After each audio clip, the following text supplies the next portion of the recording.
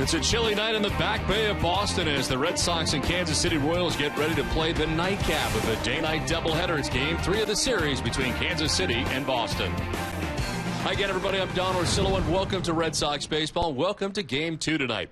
Well, certainly last year, the blockbuster deal for the Red Sox helped them out a great deal, certainly in the payroll area, but also they were able to acquire a young pitcher, a 23-year-old that was a big part of the deal, and tonight we'll see him start. It is Alan Webster who gets the start. Of course, the Red Sox sent Josh Beckett, Adrian Gonzalez, Carl Crawford, and Nick Punto out west. The Red Sox still have Ruby De La Rosa and Alan Webster, as the Red Sox were able to make a trade also for Joel Hanrahan that saw some of those players go to Pittsburgh. We welcome in Jerry Remy. And Jerry, tonight, always fun to see a guy come up and make his first start. Well, it certainly is. And as you mentioned, Don, this is a guy the Red Sox really wanted in that deal. And he's been pitching very well in Pawtucket. Even though it's only been a couple of games for the Paw Sox, you see the numbers, a 0.90 ERA in 10 innings, 7 hits allowed, 12 strikeouts. He's always had a lot of strikeouts in his minor league career, but you can imagine how nervous he is right now. He's been sitting in the Red Sox clubhouse since early this morning before Game 1. He was in there about 9:30, so he gets to watch the first game on TV and now go out and try to pitch in the second game.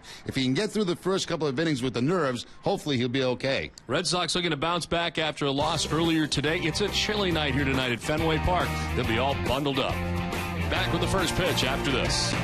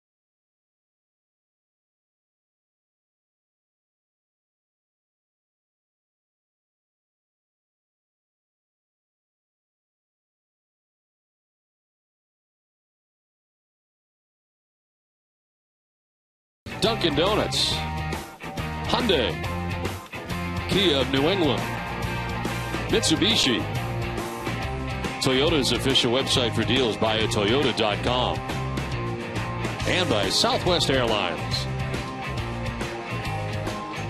Well, welcome back to Fenway Park. It is sunny right now here at Fenway as the sun sets and the blue skies are above Fenway, as it is on the chilly side tonight for the night game of the day-night doubleheader between the Red Sox and the Kansas City Royals. Let's send it down to Jenny Dell. Well, Don, David Ortiz not in the lineup tonight, did play earlier today, and he said that he's feeling okay. He said it's the other side, not his Achilles, that's giving him a little bit of trouble. And he said, you know what, I haven't faced live hitters or batters in over 8 months, so this is something that I need to get more comfortable with. I don't feel comfortable quite yet at the plate here, but I'm getting there. Well, David Ortiz with a 3-hit day today in the first game of the day-night doubleheader.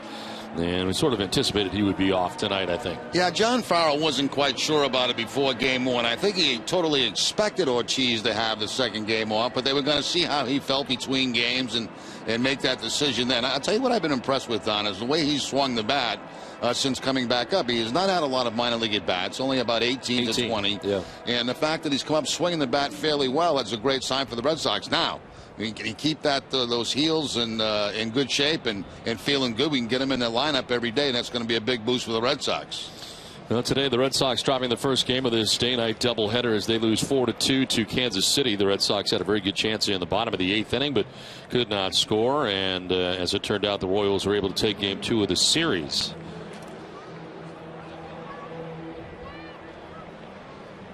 So Alan Webster will get the start tonight for the Red Sox. He is done with his warm-up tosses. We will step aside and come back to Fenway Park with more after this.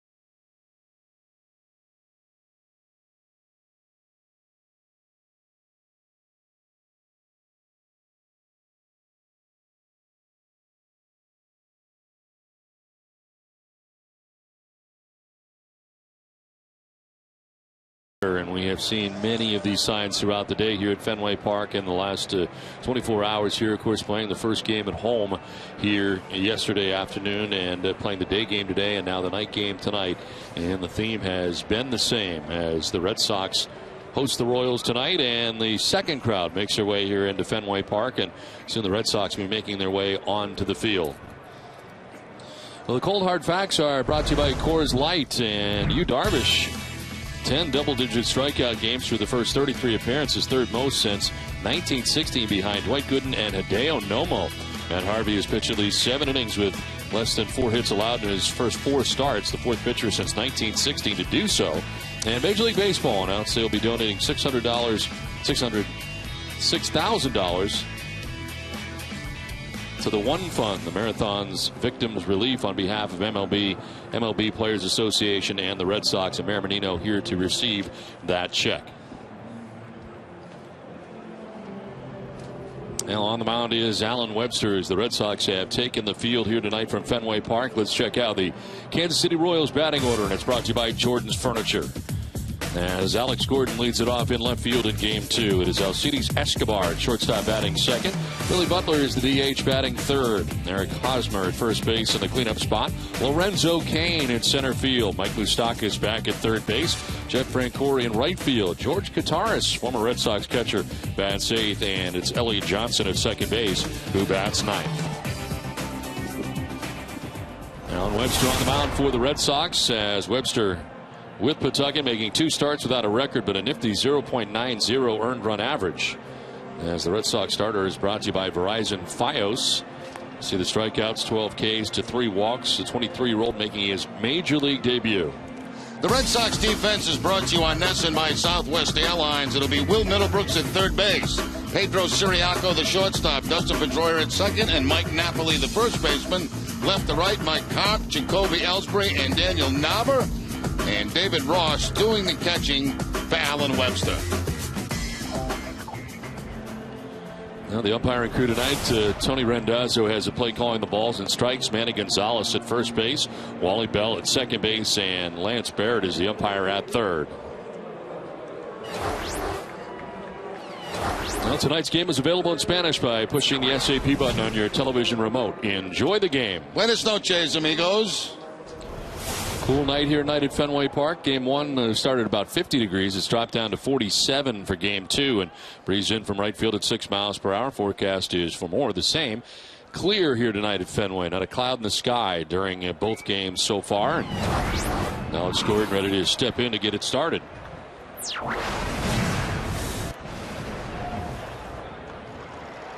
First pitch in the majors for Webster is sent by Gordon to left field, and looking up, his carpet's going to be off the wall.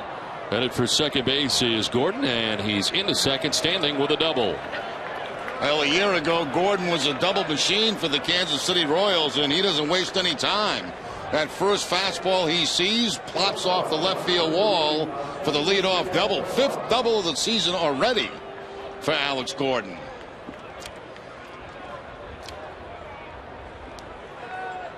So Gordon at second base. Alcides Escobar stands in at 266. 2 homers and 9 runs batted in. Escobar homered in the first inning in Game 1 and was 1 for 4 in the first game. Swing and a miss. Look at that fastball at 95 miles an hour. Now, one thing we remember about Webster during spring training, he's got a good live arm. 95, as you mentioned, Don, in that last fastball. We saw him as high as 97 in spring training.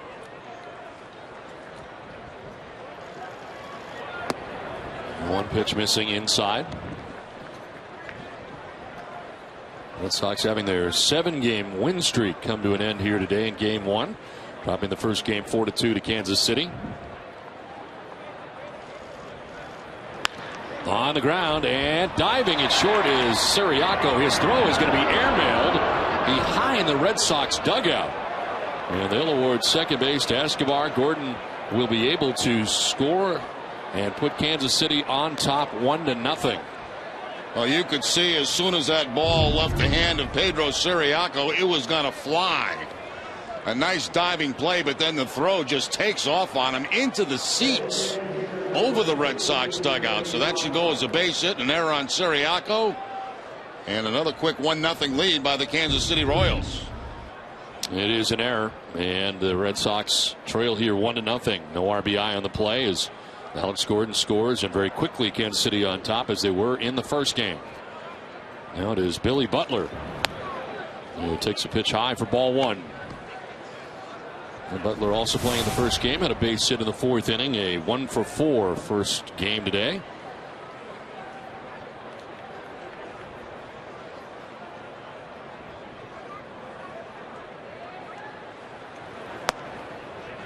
In there for a strike, 1-1 to Butler.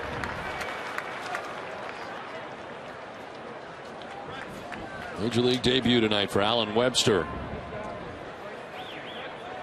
The second Red Sox pitcher to make his Major League debut with the Red Sox. Alex Wilson did back on April the 11th, and we saw him in Game 1 of the day-night doubleheader today.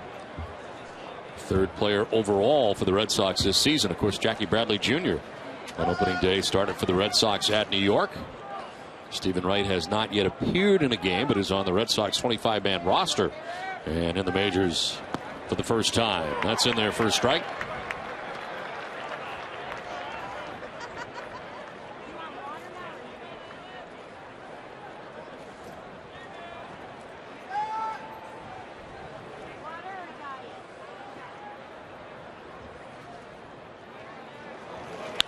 Butler turns on this, and it's just foul outside the bag at third.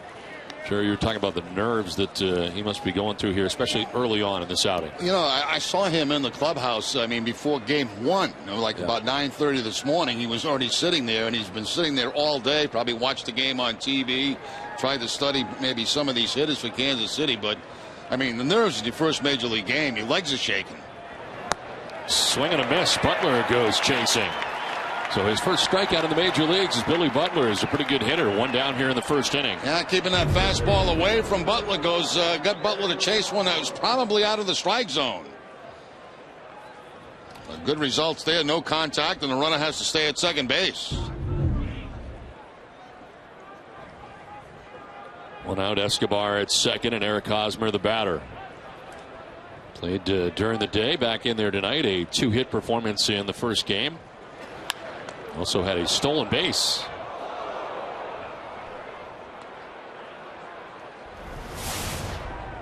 244 overall. No homers and 4 runs batted in for Hosmer.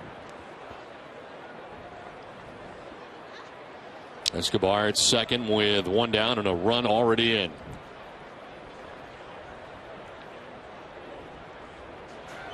Runner goes for third, but it's fouled off by Hosmer. Pretty good jump there by Escobar. They're not paying attention to him. That's really Siriaco's responsibility because you got the left-hander at the plate, so it's the shortstop's responsibility to keep the man at second base close. And there you saw the jump by Escobar at second.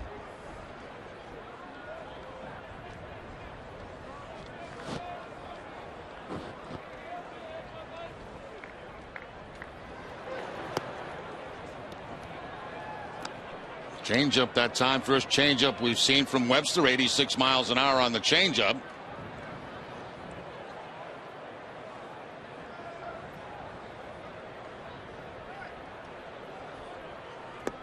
Swing and a miss. He strikes out Hosmer. Back-to-back Ks for Alan Webster. Now that's pretty impressive there. Again, a changeup. So it's back-to-back changeups to pick up the strikeout. Completely fooling Hosmer there with that pitch. Well, in spring training, he struck out 14 in 11 innings during the spring. And all of the work that he got in the spring was out of the bullpen for the Red Sox in relief. Had 2 saves during the spring, and then was optioned to AAA Pawtucket to begin the year. In there for strike 1. Lorenzo Cain, who's had a very impressive series. 389 with a home run, 8 runs batted in. Cain was on twice in the first game with a double and a walk. This is up the middle. Pedroia ranging behind the bag at second. A throw, a tough one, but it is picked by Mike Napoli at first base. Nicely done. So the Royals get a run, but just saved another one and ended the inning. Dustin Pedroia and Napoli.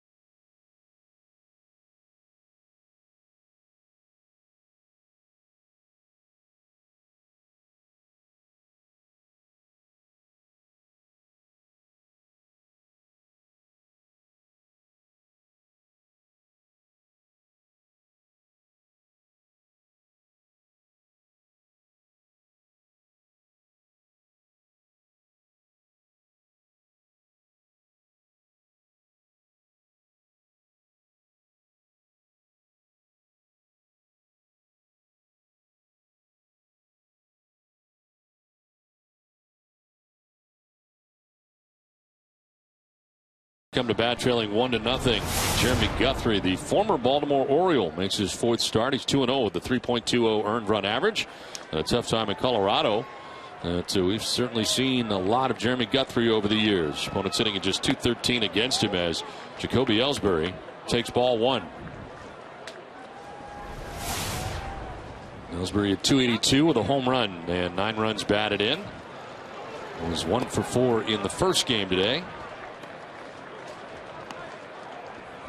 Red Sox as a team put together 8 hits in the first game, and Jacoby had one of them, a single to center field in the second inning.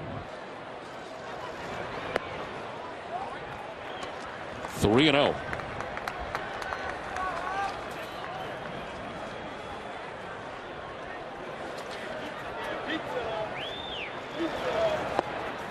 There's the strike, 3-1.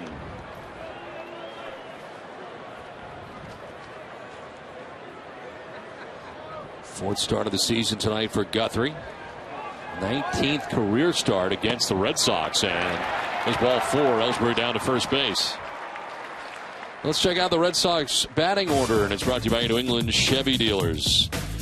We just saw Jacoby Ellsbury in center field. Daniel Nava will bat second and right field with Dustin Pedroia at second base. Mike Napoli at first base bats fourth with Jared Saltalamacchia. He's the DH for the nightcap. Will Middlebrooks back at third base with Mike Carp getting the start in left field. It is David Ross doing the catching, batting eighth, and Pedro Siriaco at shortstop bats ninth. Daniel Nava, who starts tonight hitting at .357 after grabbing a couple of hits in the day portion of our day-nighter. Both singles, and scored a run in the first game.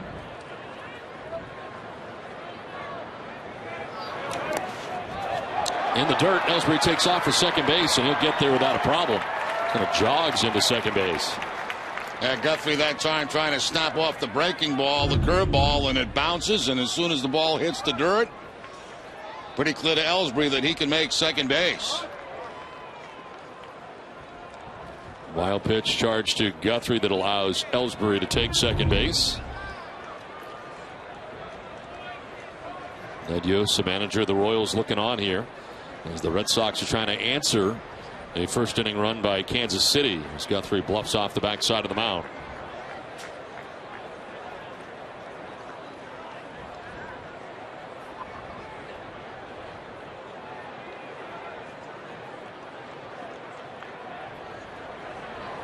Swing and a miss for Nava.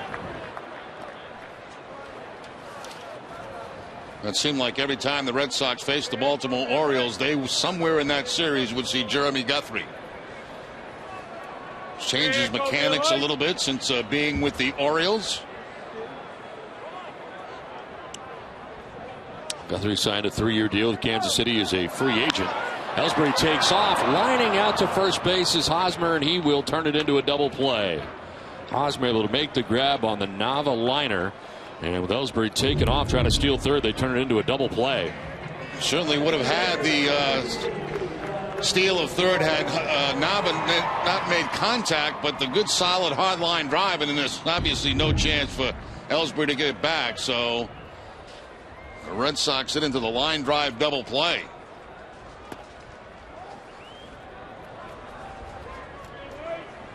So 2 down in the inning as Dustin Pedroia bats, hitting at .297. No homers and 6 runs batted in, and Pedroia was 1 for 4 today as he singled in the first inning.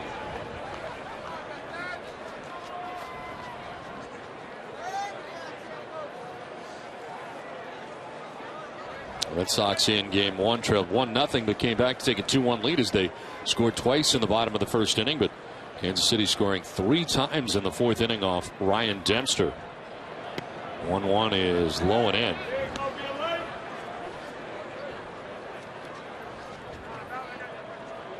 Guthrie's made 20 career appearances against Boston, 18 starts, 4-8 against Boston in his career with a 4.88 earned run average.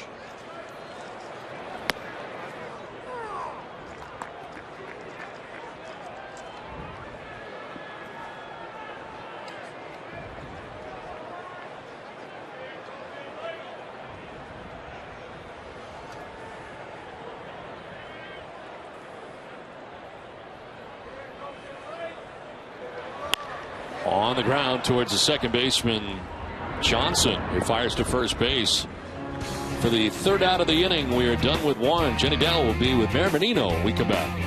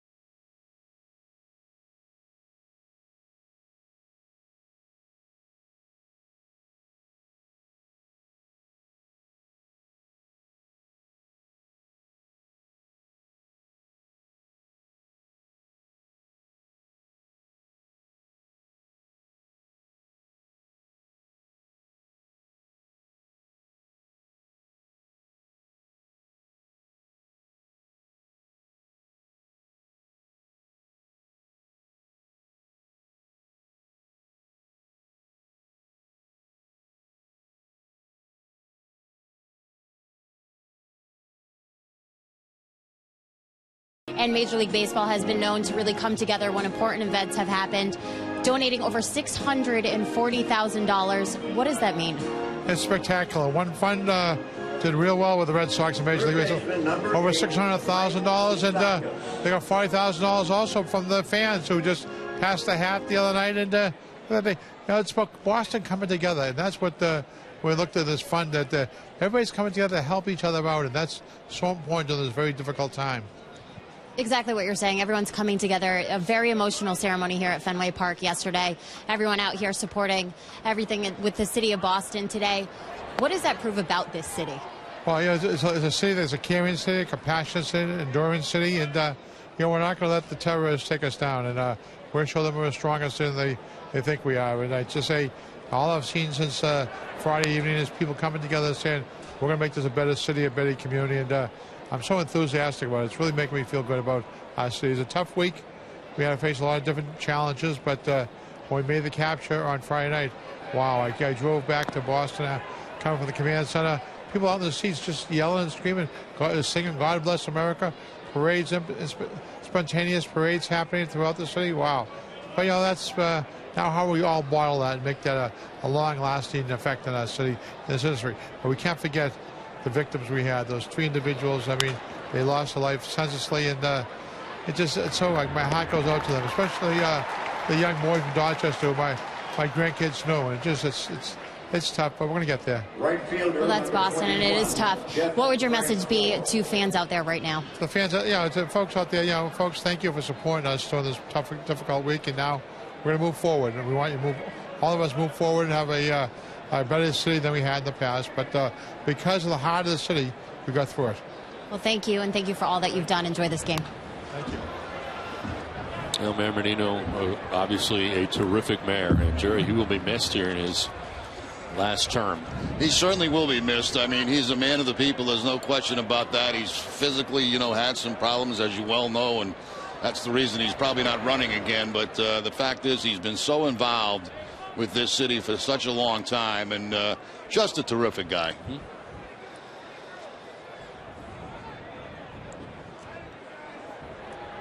Mustakas had grounded out. Now Jeff Francoeur takes a pitch outside. 276 with a home run and 5 runs batted in.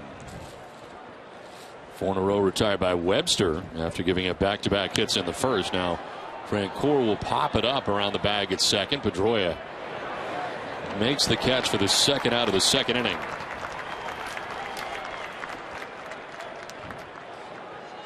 One, two away, and that'll take us to George Kataris, who's coming up here. Well, last year, Kataris played 85 games, hitting at .211, 9 home runs, 31 runs batted in. The former Red Sox catcher.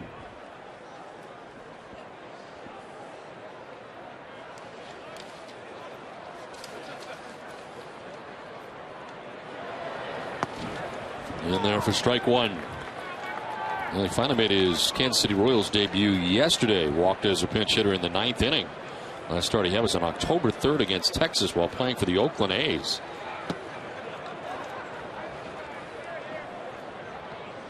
Won the spring battle for Kansas City to back up Salvador Perez as the Royals backup catcher. On the ground right side, right to Pedroia. On to first, and Alan Webster is settling in. He's retired 6 in a row. Kansas City on top 1-0.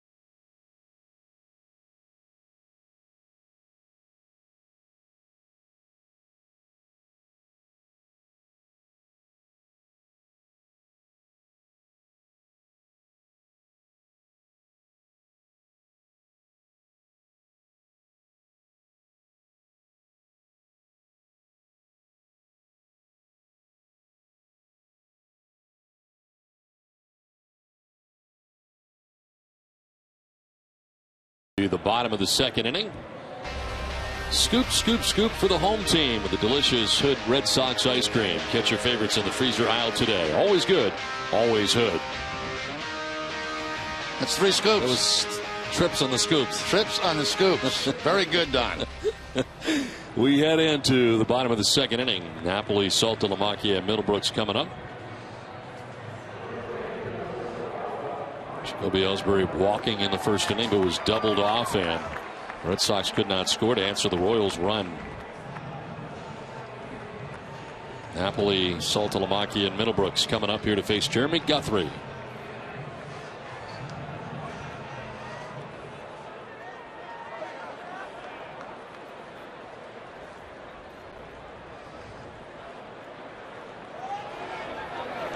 Swing and a miss, elevates, and Napoli chases.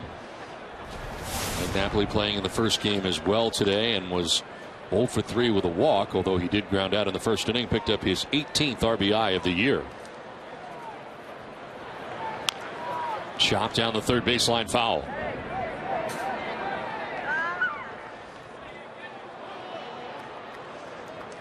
Red Sox in game 1 today, if you missed it, were kind of stymied by Irvin Santana in that game. One of the better games we've seen him pitch against the Red Sox. He gave up a couple of runs in the first inning, 2 to be exact, and then really shut down the Red Sox the rest of the way. One with the bullpen for Kansas City. A 7-inning effort today for Irvin Santana. The 2 runs on 6 hits, didn't walk anybody, and struck out 7, and then saw Bruce Chen, Aaron Crow, and their closer Greg Holland, who picked up the save in game 1. High and deep to left field for Mike Napoli. His 3rd home run for the Red Sox has tied this game 1 aside.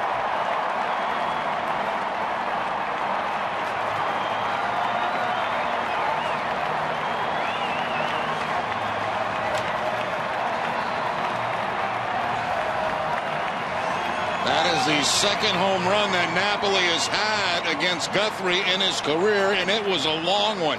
He got a breaking ball right down the heart of the plate, and no question about this upon contact. Oh, thigh high, middle in. That ball way out of here.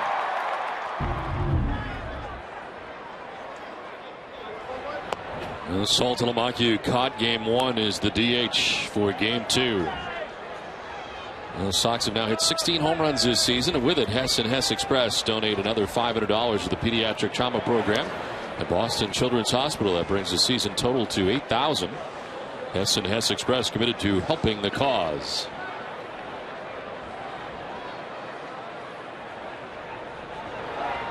He is outside, 3-0. Saltalamacchia today 0 for 4 in the first game, and came up with the bases loaded in the 8th, but grounded back to the mound. Probably the best chance the Red Sox had all of game 1.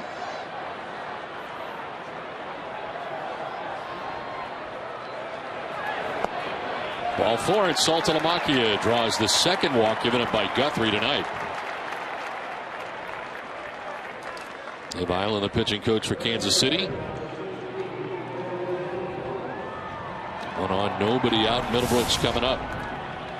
With 190, 4 home runs and 7 runs batted in. 1 for 4 in the first game today with a couple of strikeouts.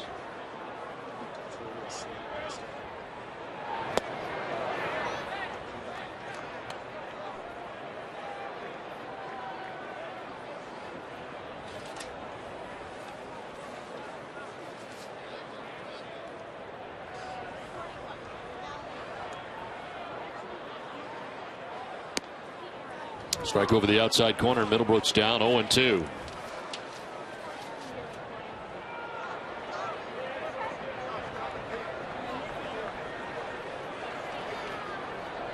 Mike Karp getting the start in left field tonight for the Red Sox. Waits on deck.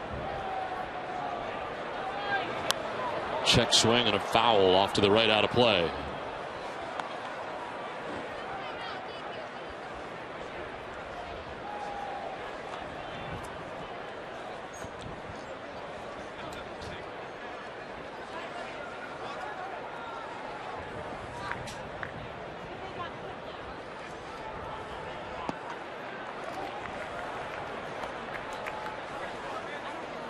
Jeremy Guthrie walked a batter in the first in Ellsbury. He has walked Saltalamacchia here in the second inning.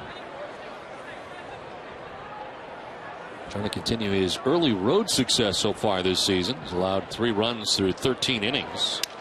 And this is popped up. The shortstop Escobar ducks back to put it away for the first out of the second inning as Middlebrooks is retired.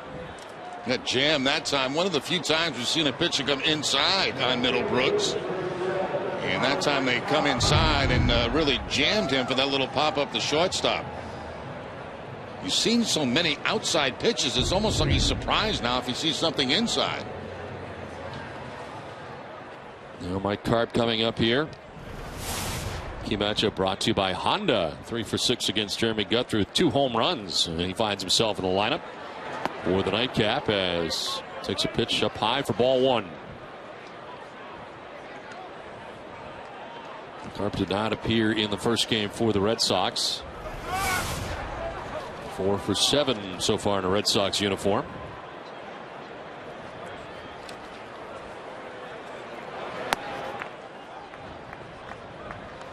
John Farrell said that he's impressed with the work that Carp has put in between at-bats to be game ready, saying that's not easy. Carp said the coaching staff has been doing a great job of giving him a heads up when he's going to play. He said he just has to be ready to go and stay sharp when that number is called.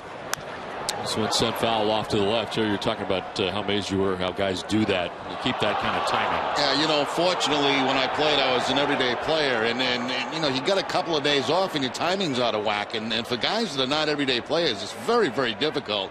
You have to work twice as hard, take a lot of batting practice. But it's not the same as being there in a game, facing their live pitching.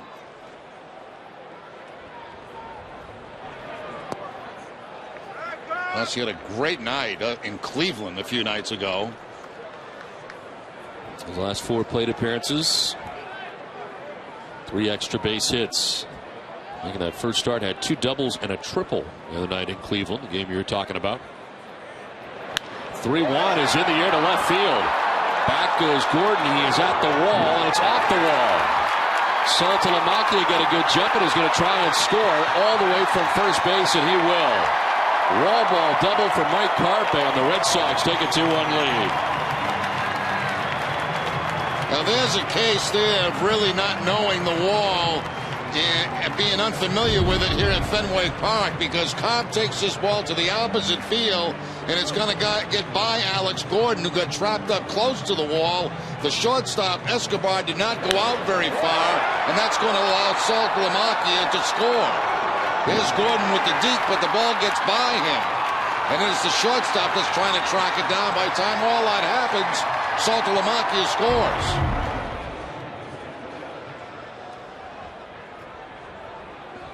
Now Mike Carp with 5 hits, 4 for extra bases so far in a Red Sox uniform, and drives in the go-ahead run here in the second inning. David Ross now stands in, and he takes strike 1. Ross had the first game off in there for the nightcap. Both catchers in their night. Saltalamacchia just scored as the DH.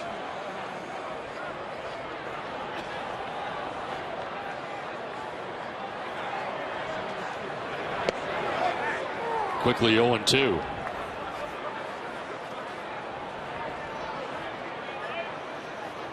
Ross has hit safely in 3 of 6 games that he has caught this season.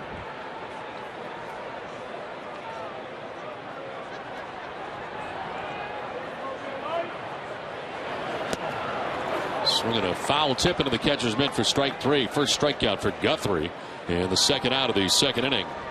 Nothing tricky about that, and just rearing back with fastballs to pick up the strikeout against Ross. The Amica Pitch Zone on NESN is brought to you by Amica. Amica Insurance, great service, great coverage, and a great price for auto, home, or life insurance. So 2 down here in the second inning. Pedro Siriaco, the batter, gets a start at shortstop. Stephen Drew started the first game at shortstop, 0 for 4 today.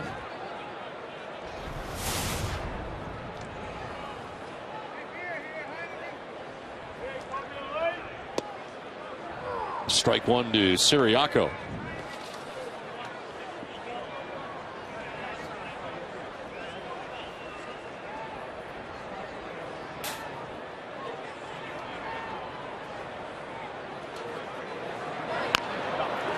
Grounded back towards the mound. Off the mound quickly is Guthrie. He'll take it all the way to first to end the inning. Now the scoring gets started for the Red Sox on a Mike Napoli home run. His third of the season. It's 2-1 Boston.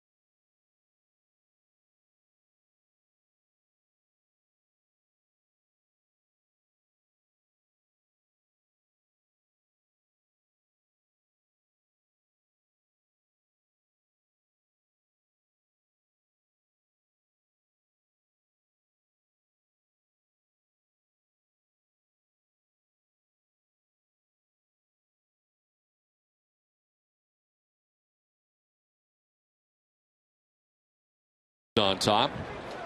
It's a very creative sign right there. A lot of good points.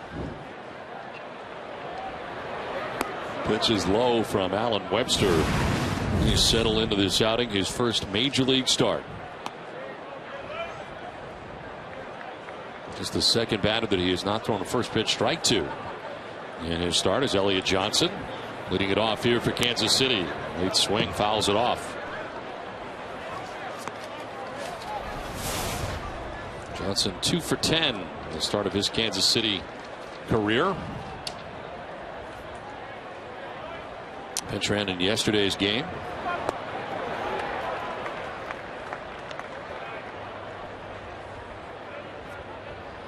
Joined the Royals as a player to be named later in February. That's a deal that included James Shields and Wade Davis, of course, coming from Tampa Bay, where Johnson had played before, and he strikes out. Third strikeout for Alan Webster. Well, the quote of the night is brought to you by Geico, and it comes from Jared Saltalamacchia on the quality starts the team is getting from the pitching rotation. It's been the biggest thing this year is we've been able to get to execute a lot of pitches, and we still haven't gotten up to a higher pitch count. Guys are going 7 innings with the pitch count we have, which is good. And they've got very good starts. In fact, today, first time that Red Sox starter has given up more than 3 runs, the first time all season. Ryan Dempster charged with 4 runs. This is down to first. Napoli gobbles it up. Over to Webster for the put out of Alex Gordon, 2 down. Alex Gordon has seen 2 pitches and 2 at bats. First one went better for him, a double. This time he grounds out. Now both times fastballs too from Webster.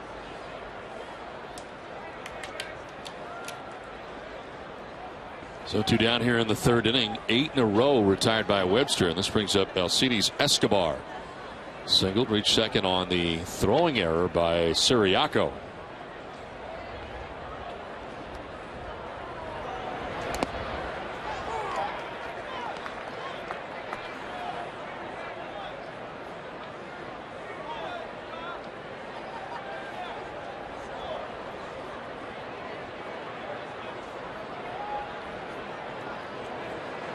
Swing and a miss, and it's 0-2. He's shown a very good changeup so far in this game. Matter of fact, 2 of the 3 strikeouts that he has are on changeups. That's the changeup right there. Righty against righty. To left field. Carp coming in, and it's going to fall in front of him. Sounded like a broken bat or towards the end of the bat. And it drops in, and it breaks up a string of 8 in a row, retired by Webster. Yeah, I think Don it jammed him. I think it got in his hands. And the little bloop out in the left field is a fastball in. Not hit very hard, and it's going to drop in front of Carp. Carp was playing way over towards center field and plays it safely right there. 2-out single. Escobar now 2 for 2 in the game and aboard with 2 outs here in the third. There's Billy Butler. Swinging to the first pitch, pops it up. Right side. Pedroia coming over. And Dustin will take care of it. Takes 9 pitches to get rid of Kansas City in the third inning. Boston on top by 1.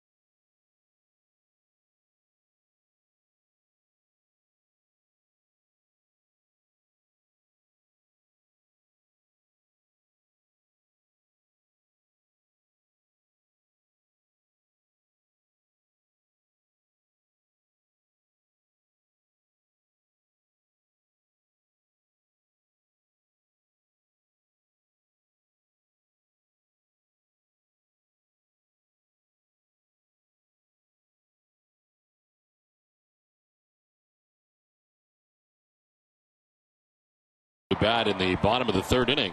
Well, Gulf Oil is proud to be the official electricity provider of the Boston Red Sox. And it'll be the top of the Red Sox order.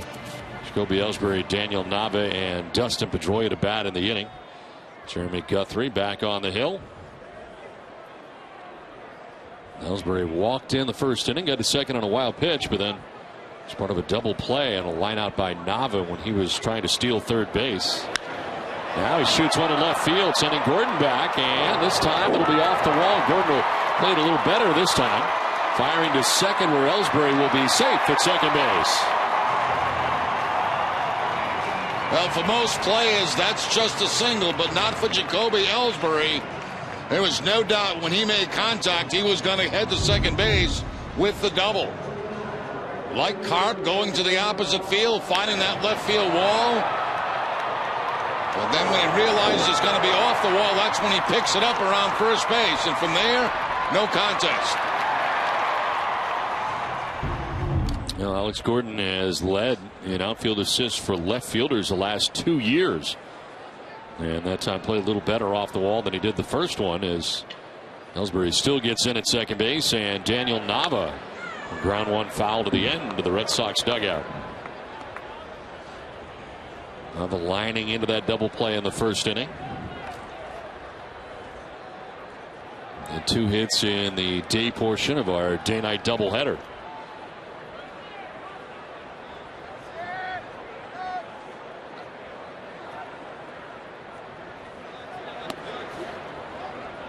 Knocked down by Kataris, no advance. Ellsbury at second base.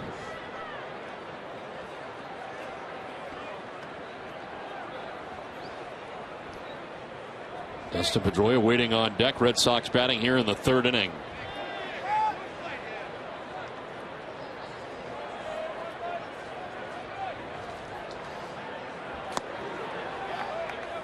The soft breaking ball there featured by Guthrie misses. Yeah, a little something different that time. Took something off the breaking ball. Slow curveball. And missing up and away from Daniel Nava.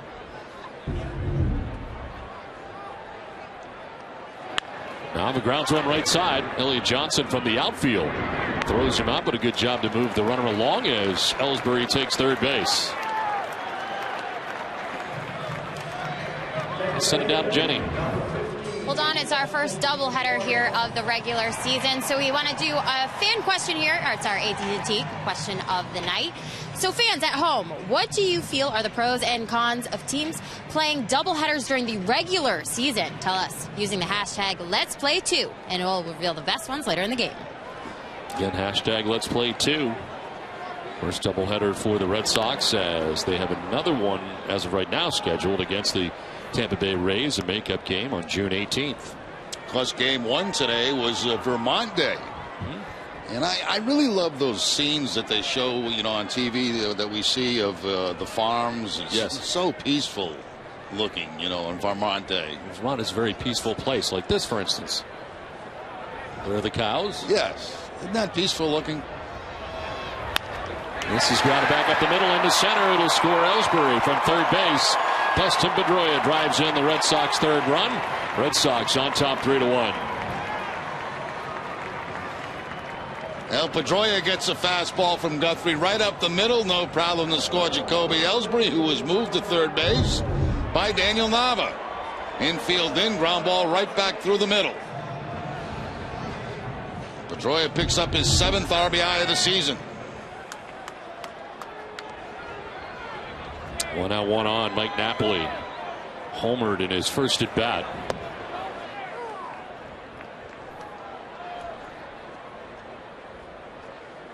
Now 3 home runs in a Red Sox uniform for Napoli.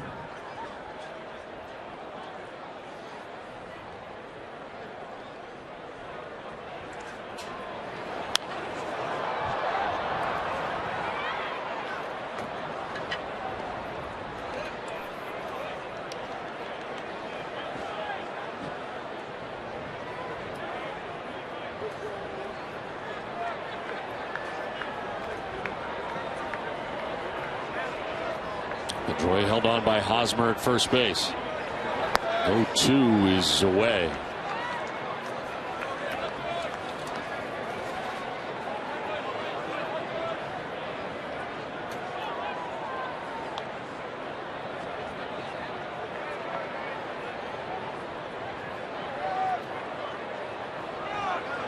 They pitch out and guess right to see if they can convert, and they do. Pedroia gunned down.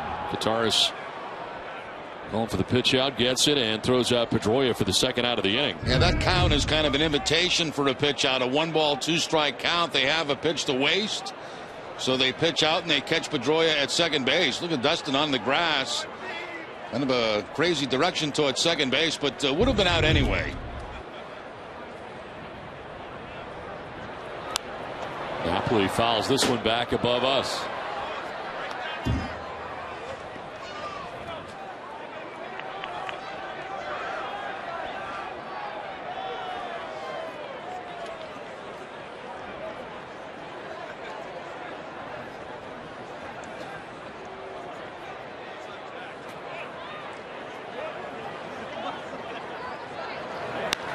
In the air to deep center field for Napoli. Lorenzo Cain going back, and it's going to be high off the wall.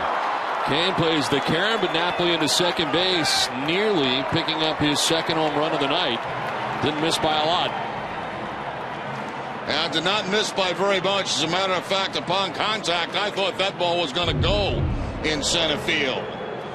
Napoli gets that fastball Binnell in again, but this time to straightaway center field. And misses a home run by about 3 or 4 feet. That's it. Third game of the year with multi-extra base hits. Home run and a double so far tonight as Jared Saltalamacchia now gets his second look at Jeremy Guthrie.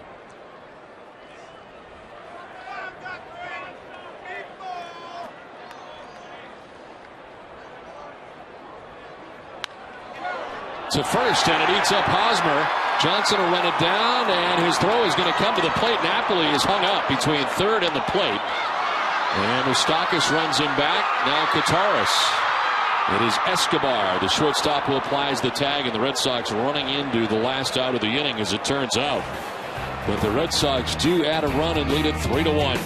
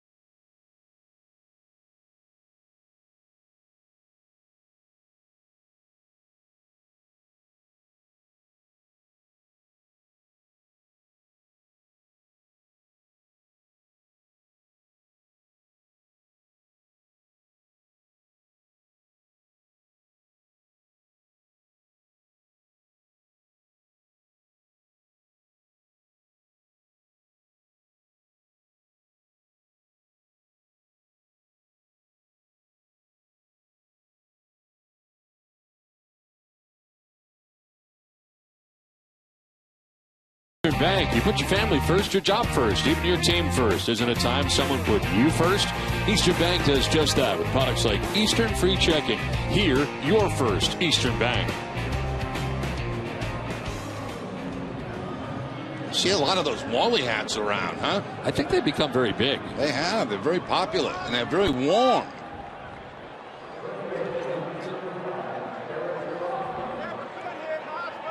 Well, we head here to the fourth inning, and leading it off for Kansas City is Eric Hosmer.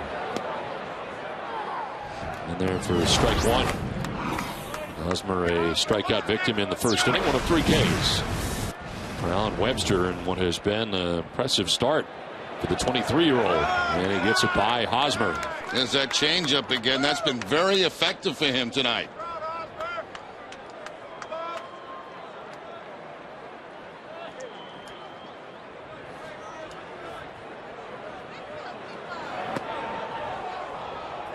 Goes away, and Hosmer does not chase.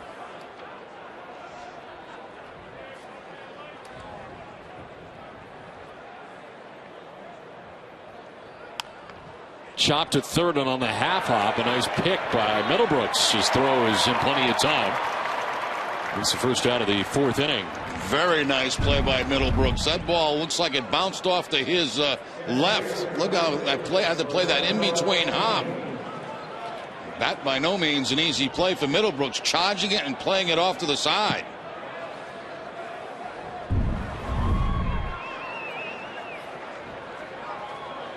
One down in the fourth inning for Lorenzo Cain. Grounded out to second base in the first inning. He was aboard twice in the first game, a double and a walk.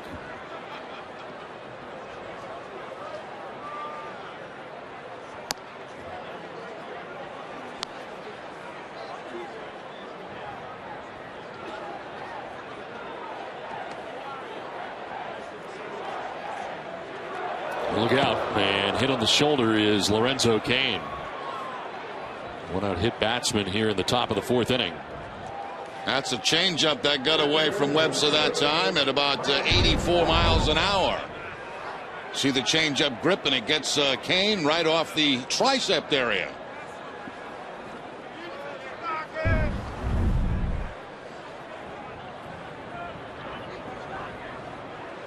One out, one on. Mike Moustakas, the batter, grounded out to second base in the second inning. But first to check on Cain, who's back to the bag.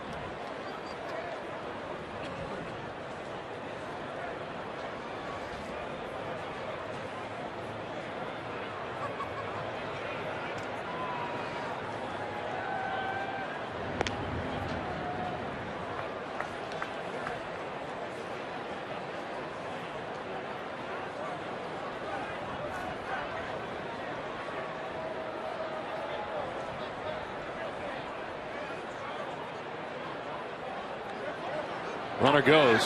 Breaking ball. Throw down to second base is in time. Well, David Ross continues to throw out base runners as Kane didn't think so, but he's gunned down by Ross. I'll tell you what, Kane had a very good jump at first base, and was Ross that made up the difference there. What a throw right on the bag. When I saw the jump at first base, I said there's no way they're going to get him at second base, but Ross does a great job of making that throw. The stock is to right field. Nava started back. Now he's going to come in. Wynn knocks it down, but Nava recovers and makes the grab. That ends things here in the top half of the fourth inning. 3.5 done from Fenway. Sox on top by 2.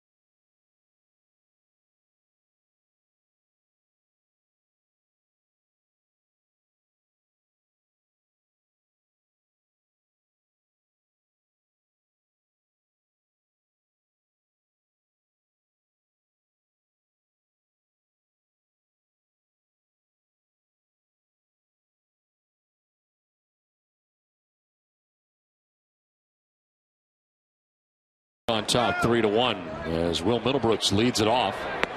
He'll take strike one from Guthrie. Middlebrooks second at bat against Jeremy Guthrie. Popped out to shortstop Alcides Escobar in the second inning.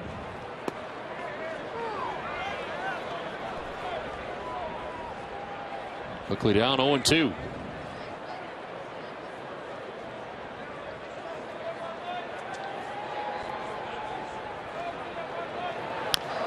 Well, number as off the mound is Guthrie. His throw in time to get Middlebrooks for the first out of the fourth inning. NESN's coverage of Red Sox baseball is brought to you in part by Eastern Bank. You always put others first. Wouldn't it be nice if your bank did the same thing? With products that make life easier and a commitment to helping those in need. Here, you're first. Eastern Bank. A cool night tonight in Boston. Started at 47 degrees. One out in the fourth inning for Mike Karp.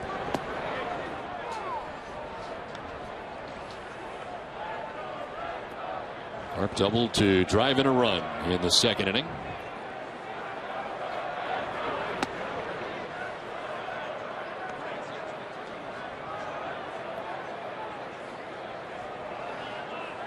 David Ross waiting on deck.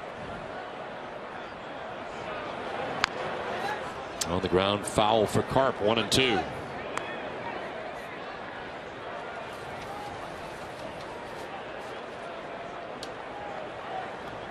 Karp last year appearing in 59 games with the Seattle Mariners. Missed 78 contests due to 3 different stints on the DL.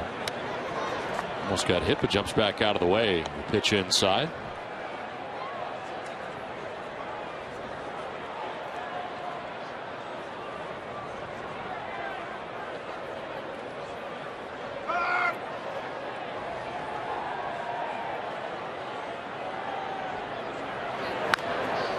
Counted foul by the Red Sox dugout.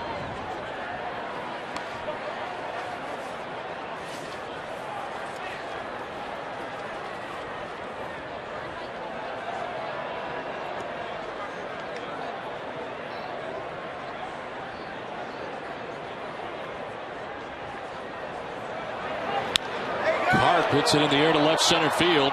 Kane on the run, so is Gordon. Look out, and that one gets away. To the track on the wall and heading for third base is Carp. He will get there. Well, Kane and Gordon had a little miscommunication earlier, and now this time they almost collide and the ball gets through. Yeah, that was in game 1 today. Kane eventually made the catch, and it happens once again. This time benefiting the Red Sox as they get him in on third base. See Kane calling for it right there, but here comes Gordon right into the mix, and the ball drops in the middle of him. I don't know how you can give either guy an error on that, to be honest with you. Kane calling the entire time. They give Gordon the error.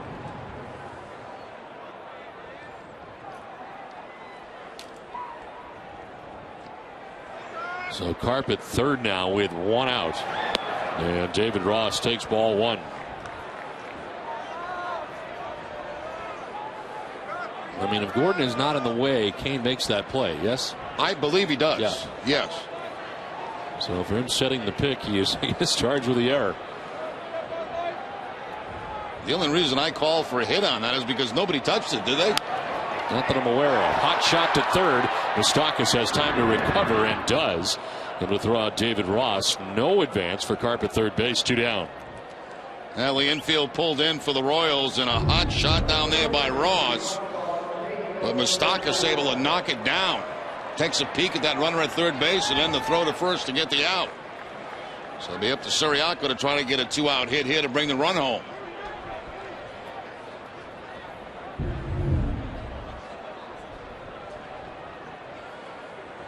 Siriaco grounded back to the mound in the second inning. This time on the ground is second. Johnson slides to his right, throws out Siriaco. The Red Sox leave Carp at third base. We're through 4 from Fenway.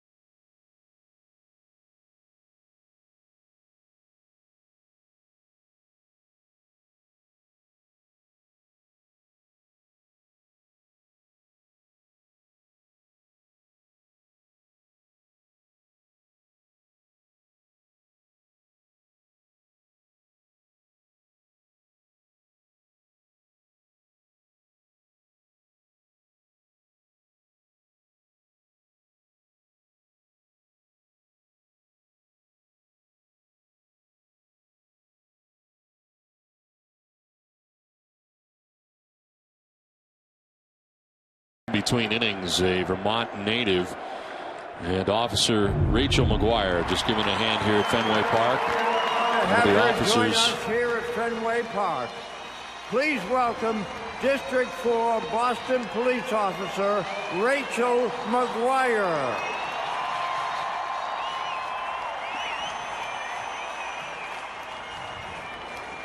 One of the officers who was on Sports Illustrated for this week, standing over the runner who had fallen down after the explosion.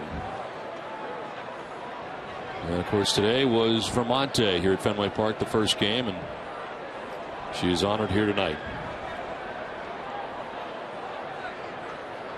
Jeff Francoeur leads it off and takes ball one. If I'm not mistaken, I think she's one of the officers that was on the picture of Sports Illustrated when that gentleman fell from the explosion. She was on the left.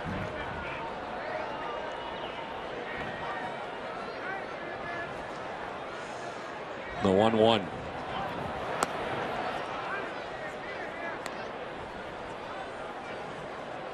That'll be Francoeur, Kataris, and Johnson. Here in the 5th inning.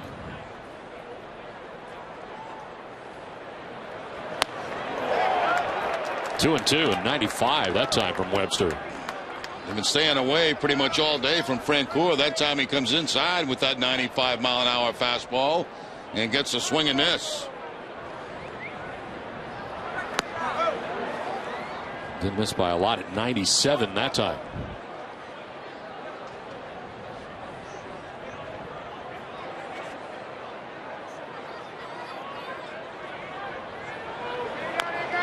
Little number down the third baseline foul. Well, so far it's been fun to watch Alan Webster in his major league debut. Very impressive, Don. You know, good live fastball, great velocity, excellent changeup, a few breaking balls, and you know, I'm sure right now he's past that point of being nervous. He had to be nervous earlier in the game. Everybody is, but he looks completely in command of himself right now. Only run he's allowed was unearned in the 1st inning.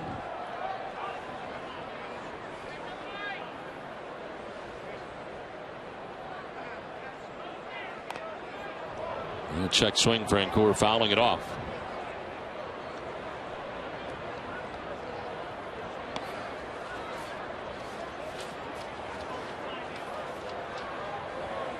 Well, the amazing thing is that, and it's still amazing to me, that the Red Sox were able to get rid of a lot of salary that they did, but to be able to get a couple of arms back that could be huge helps in the future is amazing. Francoeur strikes out, and that is the 4th strikeout for Webster in the majors. I mean, the fact that they got anything back is amazing. Exactly right. And, you know, they had two guys that we've seen, certainly Webster now and De La Rosa in spring training. Yes. Very impressive arms. The Amica Insurance is proud sponsor of the Amica Pit Zone.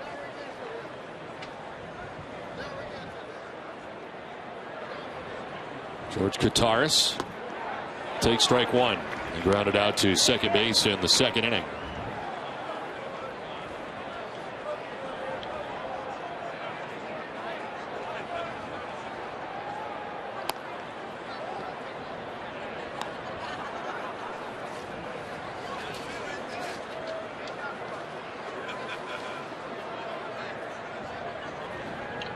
Kataris now 29 years of age. Yes, he'll take ball 2, 2-1. Not missed by much. At the top of the strike zone, it looked like. Kataris now. Elliott Johnson waiting on deck.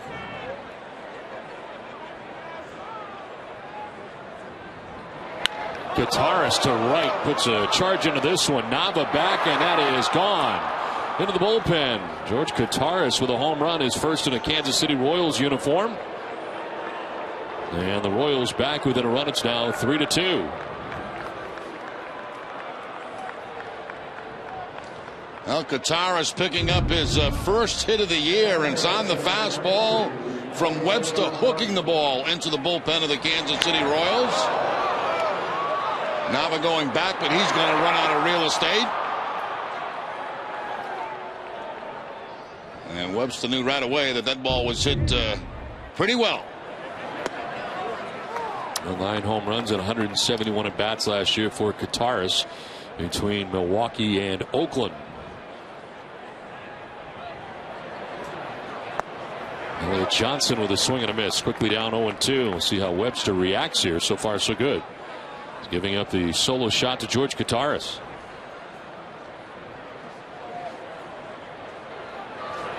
Swing and a miss. Reacts well. He strikes out Elliott Johnson. 5th strikeout for Webster, and 2nd time Johnson's down by way of the K. It completely gets off the fastball and stays with the changeup this time. 2nd time he's got Johnson tonight on the changeup. That one stayed up in the zone, but off speed enough to fool Johnson to pick up the strikeout.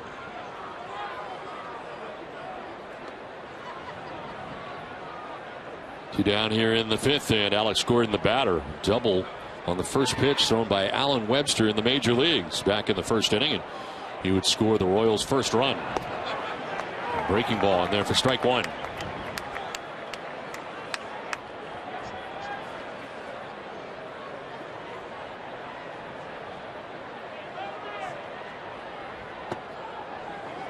Right now, Ace Ticket has special savings on all Red Sox games. Visit Ace Ticket for great seats at the lowest prices. Ace Ticket also has your seats for all of this summer's hottest concerts. Visit Ace Ticket or call 1-800-MY-SEATS. 1-1 will miss.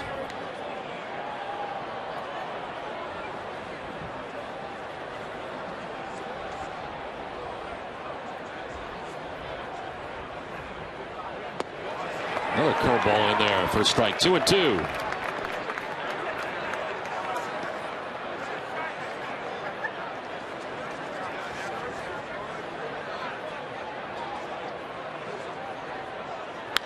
Gordon to left, struck well, up towards the monster seats and gone. Another home run allowed by Webster here in the fifth inning. Gordon's second extra base hit, and with it, he ties the score at 3. Gordon's had some very good swings against Webster in this game. He started the game off first pitch with a double to the opposite field. Now in the fifth inning, gets the fastball again and takes this for the home run. Fastball away, going with it, and up into the monster seats. So 2 solo shots here in the inning for Kansas City. Escobar will send it foul off to the right. For Gordon, his first home run of the season.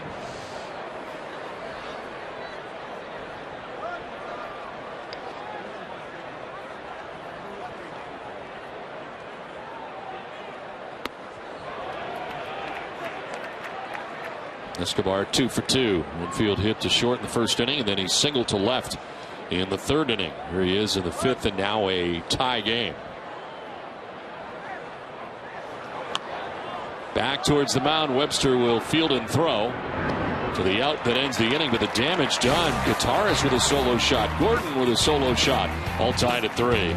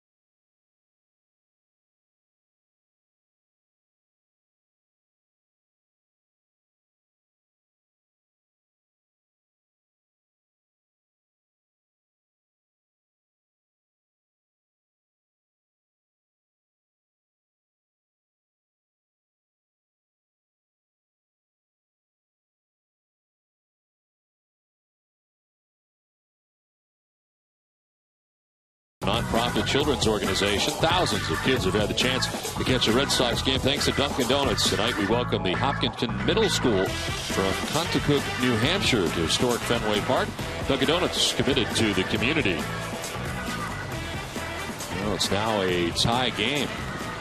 3-3 as we head to the bottom of the fifth inning.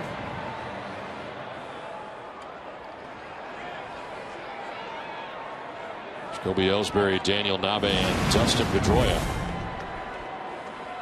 Ellsbury walked in the first, doubled in the third. And it's strike 1 from Jeremy Guthrie.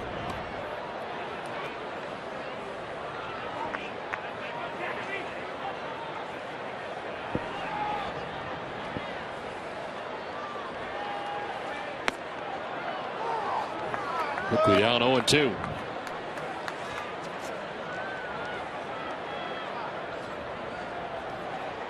Guthrie giving up 2 runs in the second, a run in the third. Well, get started on a Mike Napoli home run in the second inning.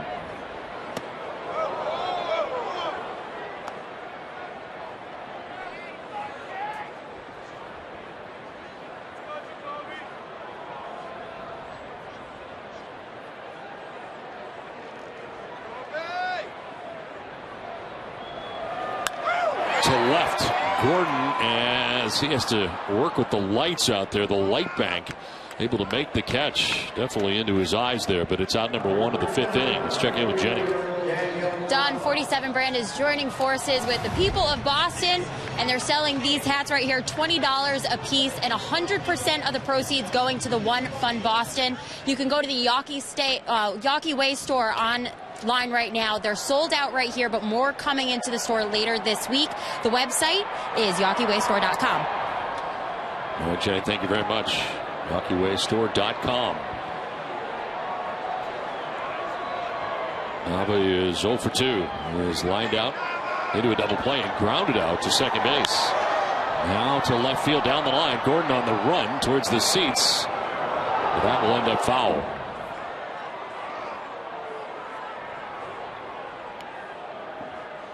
Maybe that's the way Gordon wants the ball to go now, toward left field, so he doesn't have to run into Kane again. They had their difficulties today.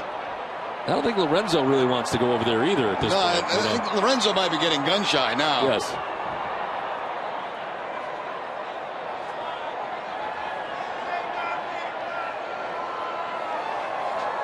Well, it ended up not being costly. Karp was left at third base.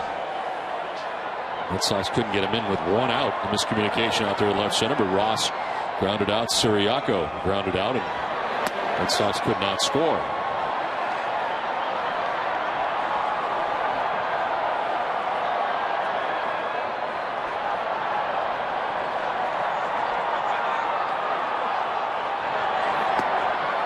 Breaking ball in there for strike 2.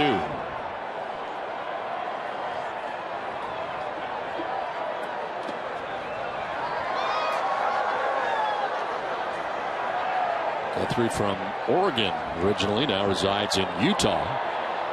Signed as a free agent by the Royals. A pitch inside.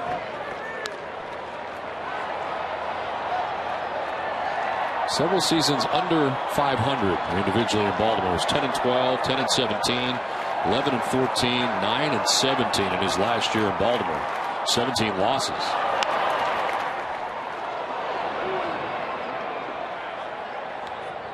That scatters him in the Royals dugout.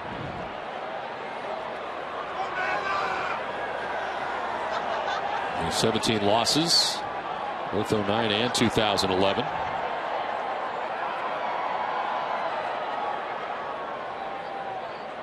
(3-2). That just misses inside. 7-pitch at bat, and Nava's got a 1-out walk. Third walk given up by Guthrie.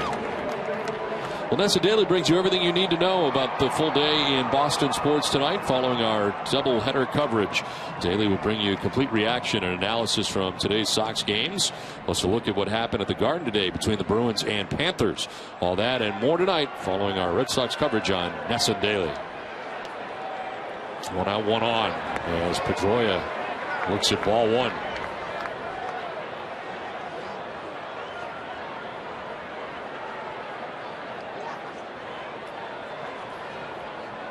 Guthrie, after Baltimore went to Colorado, was 3-9 with a 6.35 earned run average before going to Kansas City last year.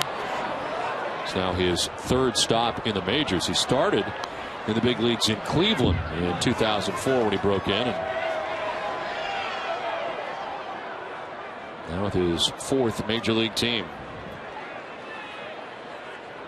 And there have been times where he has been brilliant. You sort of expect that to reoccur, but he has not been consistent ever.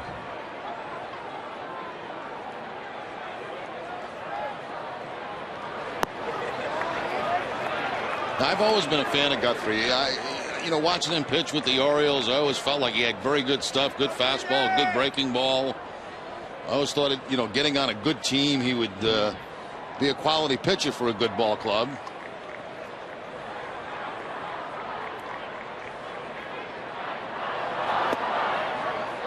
And then for strike 2 and 2, the years that he had the 17 losses, the Orioles were not very good. No, they were not very good at all.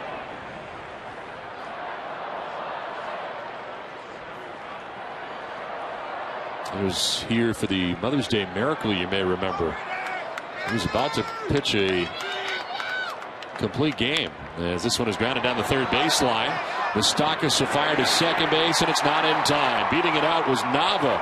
Good hustle from Nava getting into second base, and a tough play from Moustakas. Yeah, that's the only chance he had, was to go to second base. There's no way he gets Pedroia at first base on a ball hit on line that deep. So he tries second base.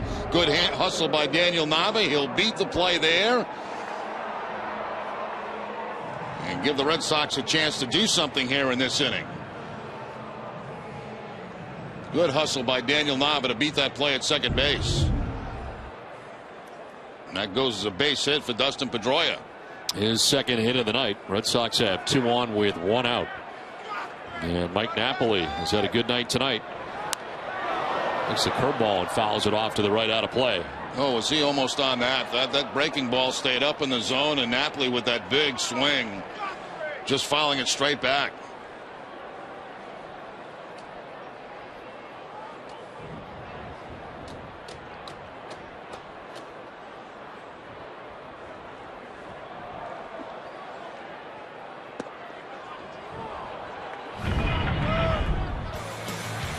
Mike Napoli with a home run at his first at bat in the second inning. And his third home run of the year, then a double that nearly get out of here to straightaway center. 2 for 2 in the game. Down in the count this time, 0-2. Protects the plate, fouls it off.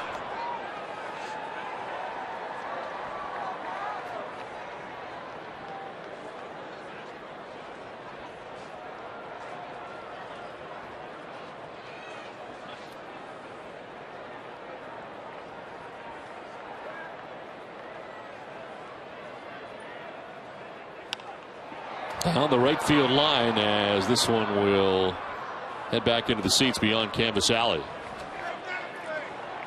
I want to remind you to vote for the Amica Pitcher of the Week at NESN.com/Amica and enter to win a $100 gift card from NESN to the Yawkey team store. Clay Buchholz with 8 strong innings yesterday and could well be the pick of the week.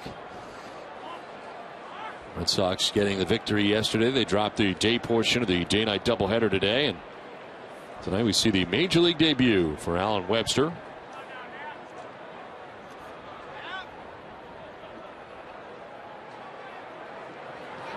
Napoli into left center field. Freezing was Nava to make sure that it got through, but he's going to try and score now. He will, and the Red Sox will take a 4-3 lead. Mike Napoli back at it again, his third hit of the night.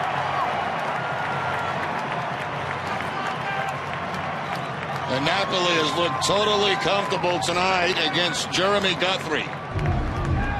2 RBIs of the night, including a home run, 20 total on the season. Now that ball up and in, but he's still able to get the barrel of the bat out and hit that line drive. You see, freezing right there at second base was Nava. Make sure that ball got over his head, that he had no problem scoring after that.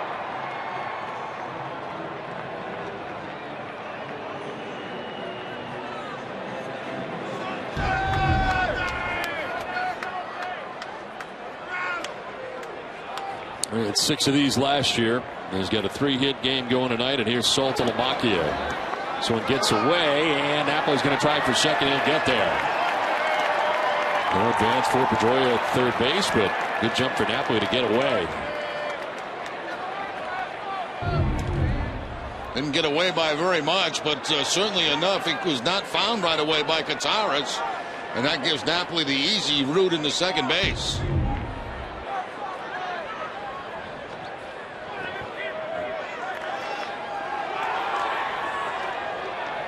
Infield coming in for Kansas City. They charge Kataris with a pass ball. Saltalamacchia takes ball 2.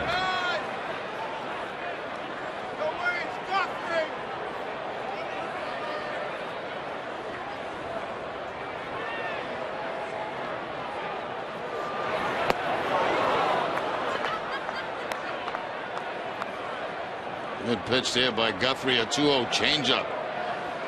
That had Saltalamacchia fooled.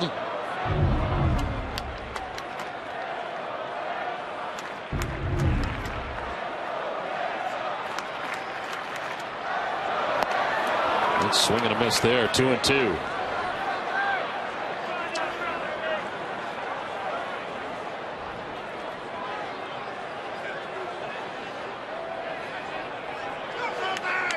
Saltalamacchia has walked and reached on an infield hit. He's been on twice tonight in the nightcap. And he strikes out. And Guthrie getting a big strikeout there, second out of the inning. After that 2-0 changeup, back to fastballs against Saltalamacchia. One away, one up above the belt. And picks up a huge strikeout with 2 minutes scoring position. Red Sox have to take advantage of these chances they're getting right now. Covidien, delivering innovative healthcare products across the globe, is a proud sponsor of the Red Sox Foundation. Well, Middlebrooks a ground to short. Escobar picks and throws. That'll end the inning. Side retired, but the Red Sox jump on top as they take a 4-3 lead.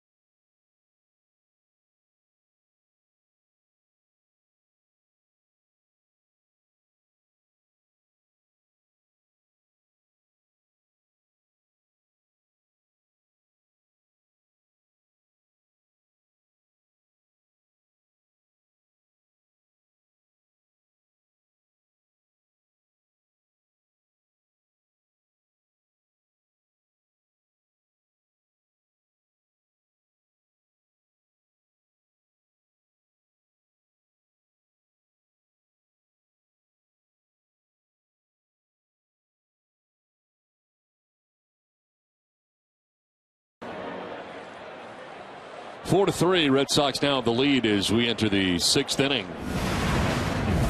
Billy Butler, Eric Hosmer, and Lorenzo Cain. As Alan Webster did not go more than 5 innings in any of his appearances in Pawtucket this season, and threw 85 pitches and 84 pitches in those 2 starts. But here he is in the 6th inning in his major league debut. As Billy Butler spinning out of the box. Now that breaking ball just slipping out of the hand right there of Webster, and Butler is spinning around to get out of the way.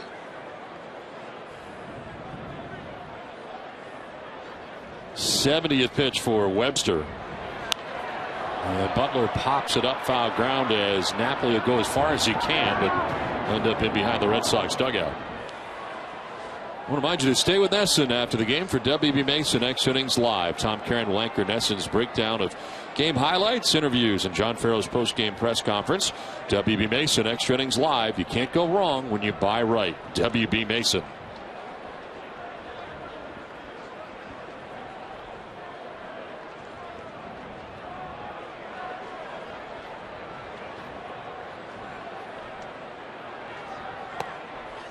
Too high that time. 3-1 now to Billy Butler. This ticket brings you the pitching line for Alan Webster. Working here in the 6th inning. He's given up 3 runs, 2 earned, 2 home runs And there's ball 4 to Billy Butler. That is only the first walk given up by Webster. He leads off the 6th inning.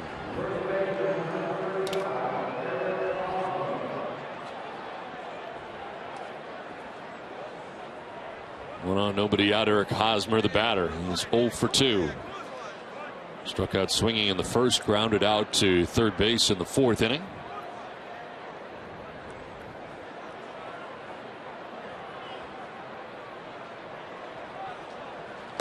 Hosmer, I think, went after that. They check, and he did, says Lance Barrett.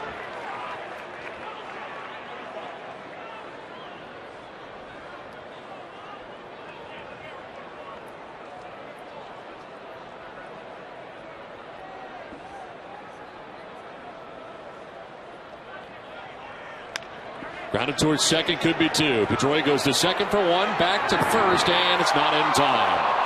Hosmer getting down the line well, and this will bring John Farrell out. Bang, bang, play at first.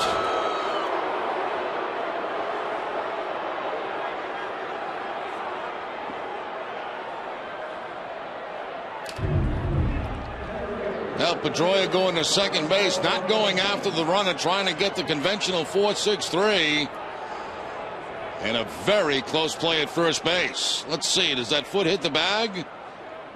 Looks like a dead tie, doesn't it? Yes. Looks like the ball is in the glove of Napoli just about the same time as the foot hits the bag. 1 out, 1 on.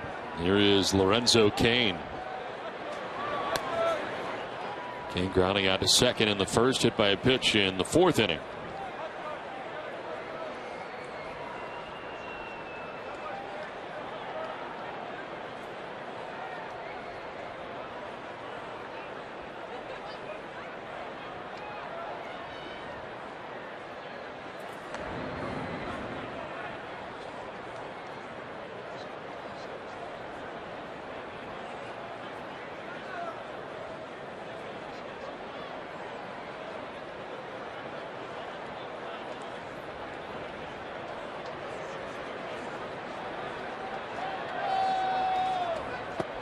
Tried to hold up, and it changed his mind in the middle. Count evens at 1-1.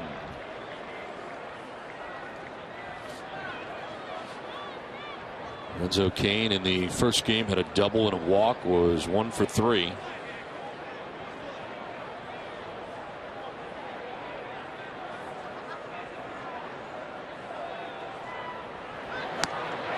Late on that, 94 miles an hour, up and away. The success so far, keeping the ball away from Cain, the breaking ball, then the fastball.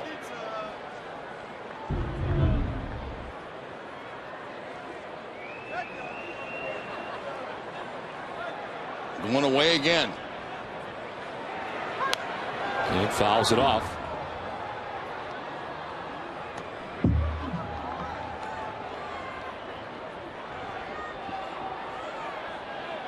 Mike Moustakas waiting on deck for Kansas City.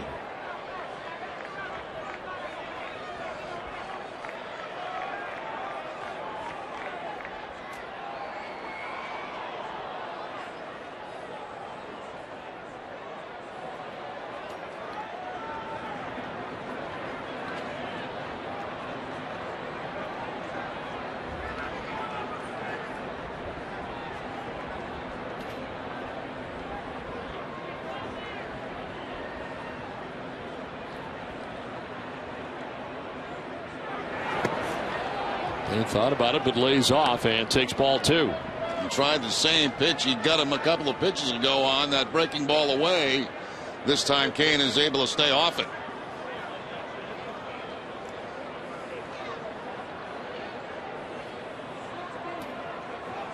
Try it one more time. Chases and lines out to Pedroia. Tries to turn it into 2 and cannot.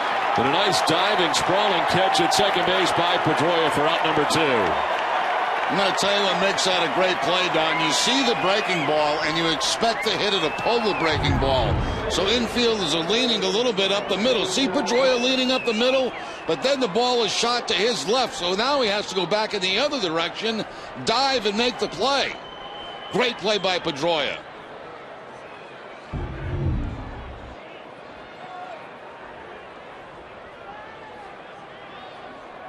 Well, 2 outs in the inning now. Hosmer at first base still. And Mike Moustakas the batter.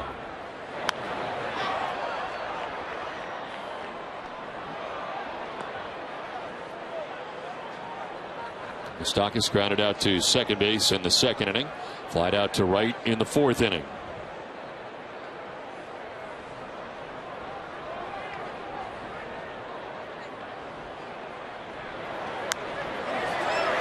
Foul and out of play, 0-2.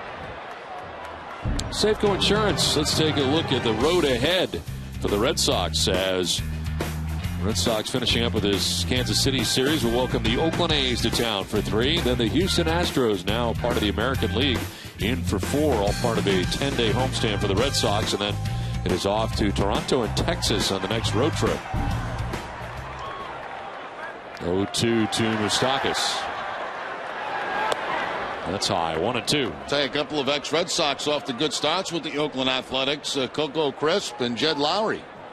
And notice the start times on there, 6:30, 6:30, and 4:05 for the next 3 games. Very different.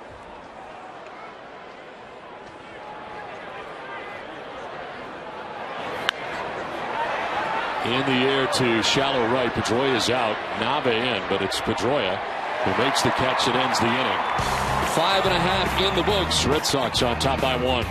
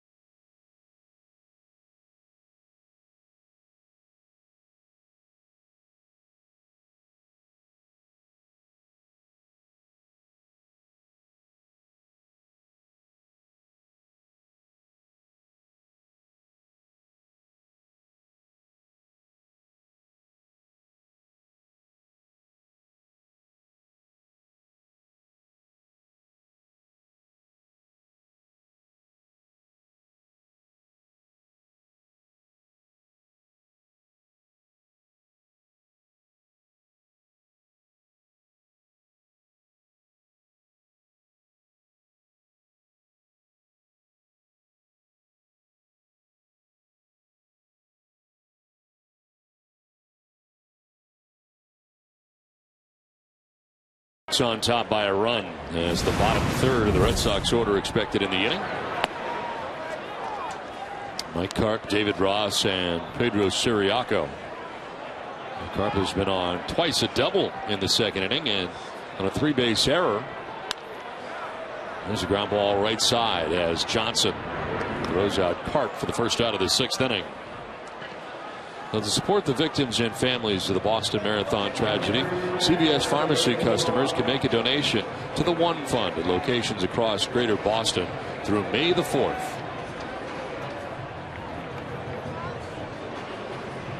One out here in the bottom of the 6th inning, and here's David Ross. 0 for 2 tonight. He is struck out swinging and grounded out to third base.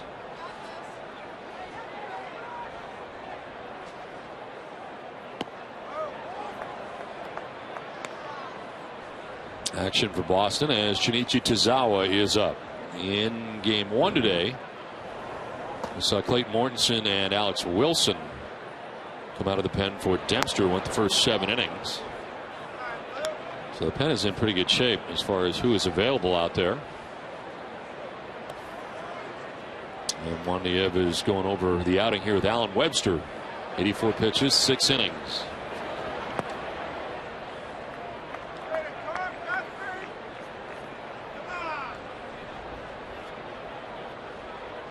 Guthrie falls behind 3-0 to David Ross.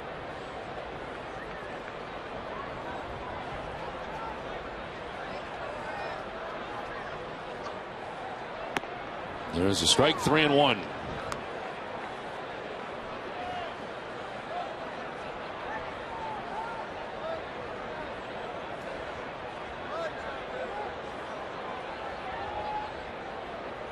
No action in the Kansas City pen yet. Guthrie at 96 pitches. Full count now.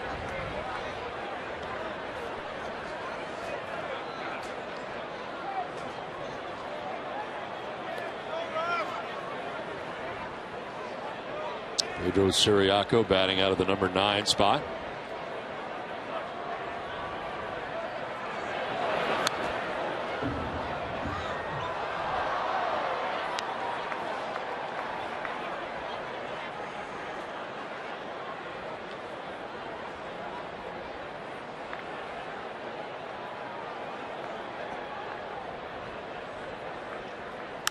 Ross to right center field. Francoeur, and the run will get there.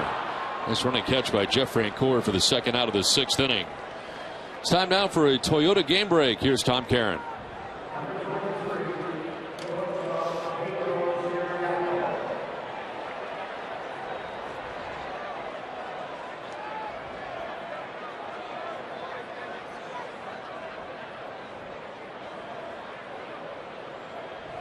All right, Tom, thanks very much. Yankees had won 8 of their last 10 games prior to that loss to Toronto. And meanwhile, the Blue Jays, with that win, are now 8-11 on the year. So kind of a disappointing start for them. Of course, they lost Jose Reyes. There's the pitch in there for a strike of that awful ankle injury. The Houston Mass Lexus dealers bring you the pitching line for Jeremy Guthrie. 5 2/3, 8 hits. 4 runs allowed, on the hook at the moment. He's walked more than he struck out. As Siriaco stays alive. Well, we were in Toronto earlier in the season. They had very good crowds up there, and then baseball seemed to be back, and they've got off to a little bit of a shaky start. We go right back to Toronto on the next road trip, which is incredible.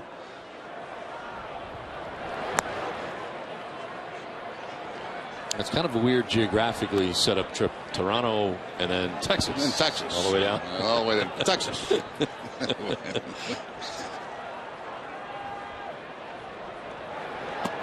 They break out our Red Sox shirts for Texas. Oh, that's right. Yes. Yeah, that'll be good.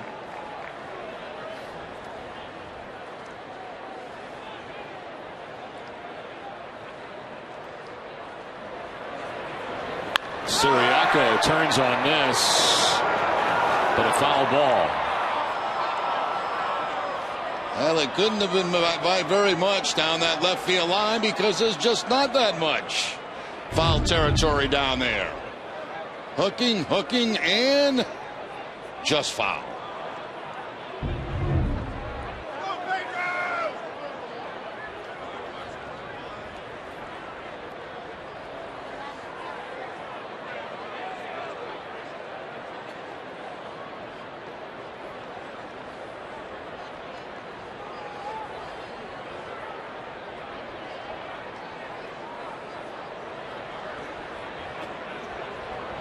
Siriaco turns on this and drives it foul. Oh, watch out in the luxury boxes there. That was a line shot in the luxury box.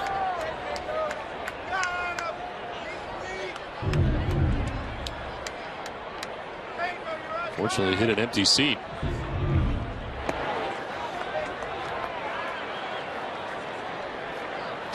Full count now, 3-2. 2 down in the inning. Base is empty.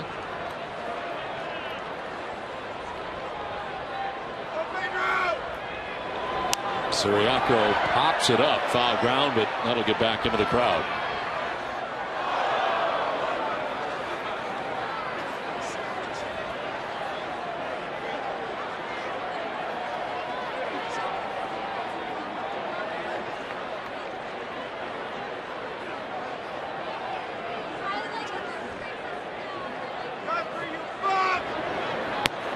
Ball 4, and Siriaco out of the number 9 spot, able to work the 4th walk of the night off Jeremy Guthrie after a 10-pitch at bat.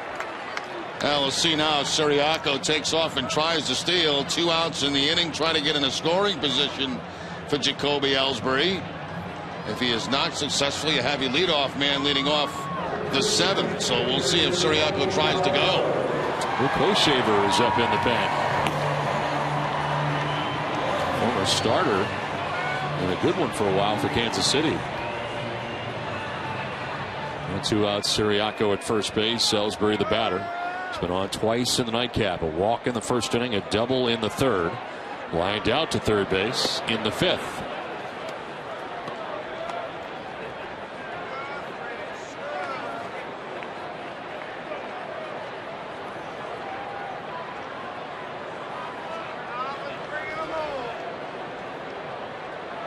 Runner goes. Ground ball right side, right at Johnson. And out is Ellsbury to end things here in the 6th inning. We head to the 7th.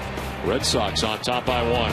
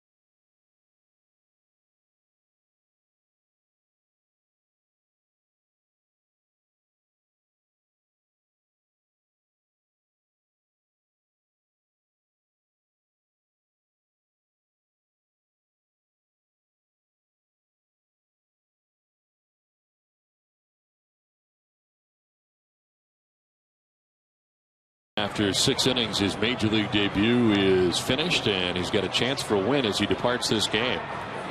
I'll tell you something, Don. I was very impressed with him tonight. And you have the call of the bullpen. Go right ahead. This call to bullpen is brought to you by Nesson, the New England Ford dealers. 8th appearance for Tazawa, 2-0 with a 1.13 earned run average. You were saying. I was saying that I was very, very impressed with him tonight. I really was. His fastball has got some life on it. There's no question about that. 95, 96. His changeup is better than I thought it was, and his breaking ball was good. So I think the Red Sox have something pretty special here. Well, Tazawa in here to face the bottom 3rd of the Royals order. Jeff Francoeur leads it off and takes strike 1. Francoeur popped out to second base in the 2nd inning, struck out swinging in the 5th.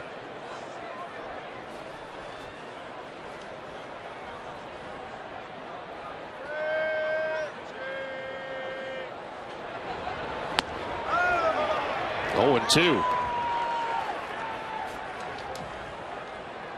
Zawa pitched 2 perfect innings of relief with 4 strikeouts and stranded his lone inherited runner on the 17th of April against the Cleveland Indians. Last time he worked. He's tied for the AL lead in relief wins.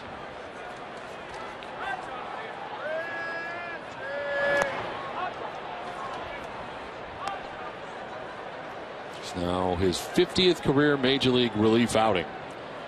And in 49 career outings coming into this effort, a 2.54 earned run average in the majors.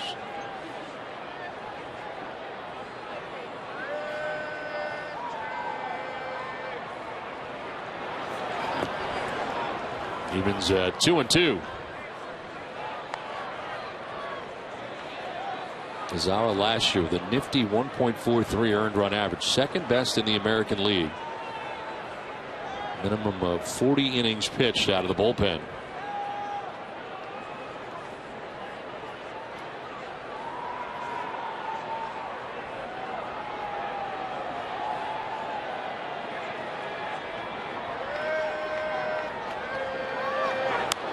Francoeur fouls it off to the right out of play. Every time you say nifty, Don, it reminds me of Rick Middleton. They used to call him Nifty, right? Yes, of course. Yes. He's a great guy. I like Rick Middleton a lot.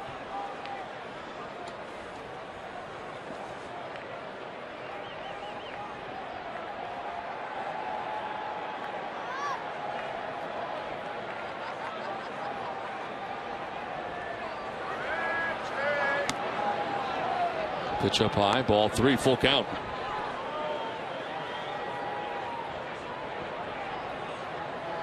Kataris waiting on deck. Nobody out here in the top half of the 7th inning.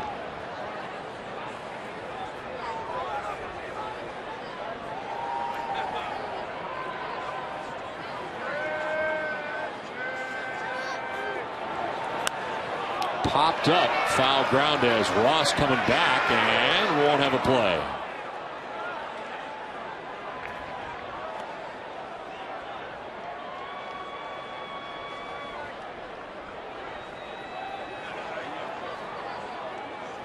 Now, one thing I will take away from this series, Jerry, is the Kansas City Royals are better than they have been in the past. Yes, they are. They're going to be a fun team to watch all season long. They've got some good young talent that's been on display in this 3-game series.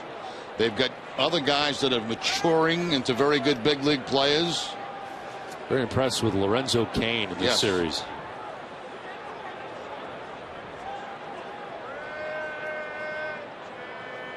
Three-two pitch. And Francoeur lines out to Pedroia at second. He elevated a tad up into the air to grab that. Well, those line drives are finding the glove of Dustin Pedroia.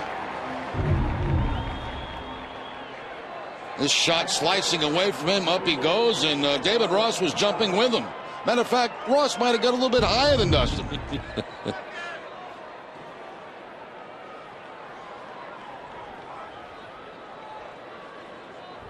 One out in the 7th inning. George Kataris took Alan Webster deep in the 5th inning. One of 2 home runs allowed by Webster tonight.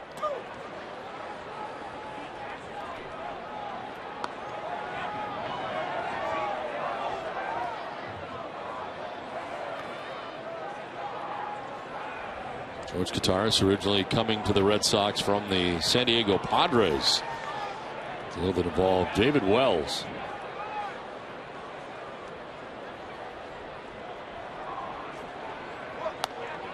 Breaking ball slips away. 2-0.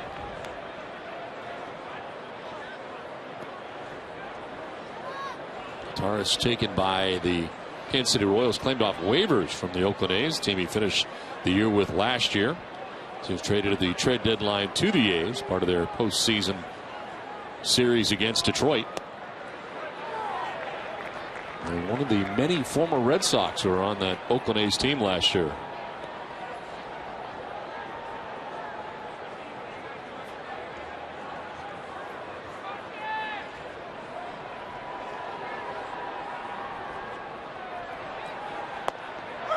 Two and two.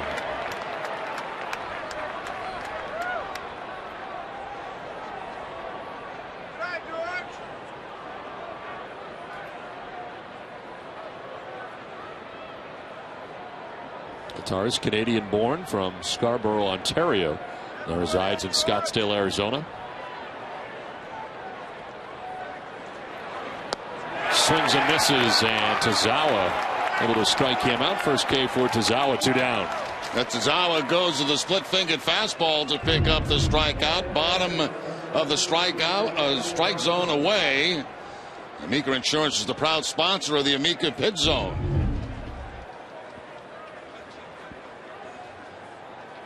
So 2 down in the inning, and Elliott Johnson, the batter. Second baseman here for Kansas City after Chris Getz started the first 2 games of the series. And Johnson takes strike 1. Former Tampa Bay Ray. Striking out looking in the 3rd, went swinging in the 5th.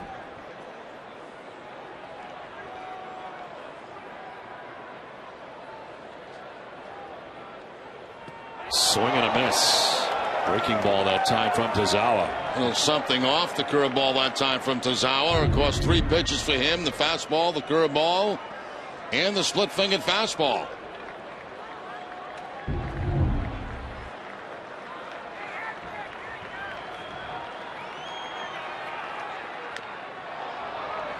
Johnson fouls it off. Wasn't sure where it was. He's headed quickly out of the box down to first base.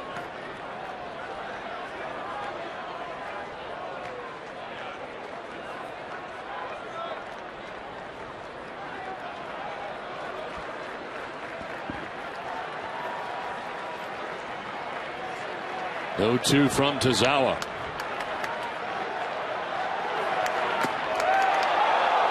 Frame by Ross. 1-2. Now Tazawa wanted that, but just a little bit inside.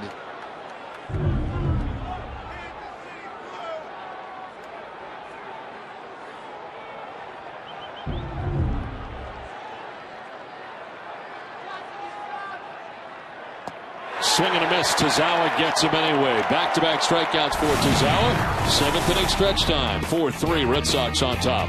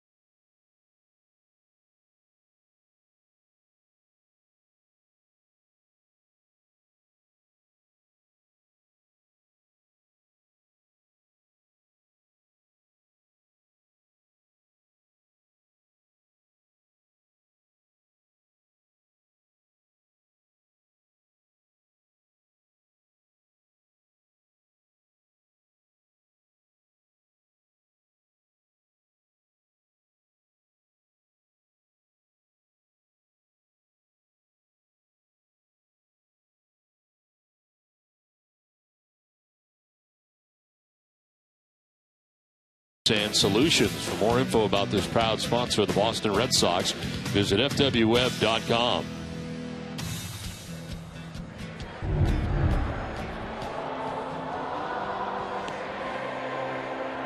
Last half of the 7th inning back at Fenway Park. And Kansas City brings in the former starter, Luke Hoshaver, in his 4th appearance of the year. No record, a 2.08 earned run average. 5 strikeouts, 2 walks, and opponents hitting at .214 against Hoshaver. Takes over for the starter, Jeremy Guthrie. Went to the first 6 and departs on the hook, giving up 4 runs on 8 hits. He walked more than he struck out. He walked 4 and struck out 2. Another successful outing for Tazawa, and he may not be done, but he does pitch the 7th inning, line out 2 strikeouts, and as a 1-2-3 inning, as now Koji Uehara is up in the Red Sox pen.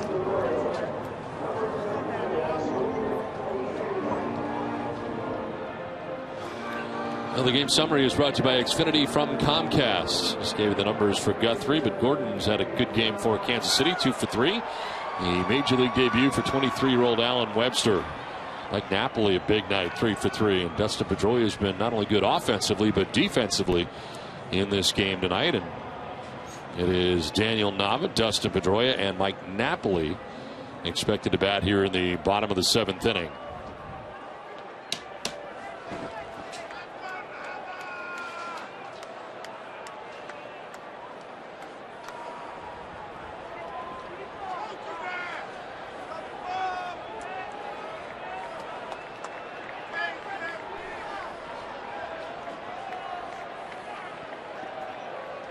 Lined into a double play in the first, grounded out in the third, walked and scored in the 5th inning.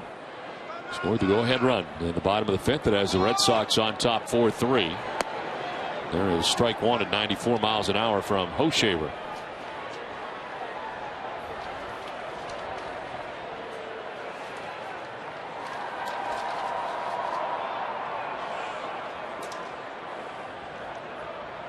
Made 32 starts last year at Hoshaver. Finishing 8-16 with a 5.73 earned run average. Logged 185 in the 3rd innings. Set a new career high with 144 strikeouts last season. But part of the Kansas City bullpen this year. Fouled off to the left, and that'll get out of play. So you got Bruce Chen, who is part of their rotation. You got Hoshaver, who's part of their rotation, and they are both in the bullpen. We saw Chen in game 1 and see Hoshaver in the nightcap.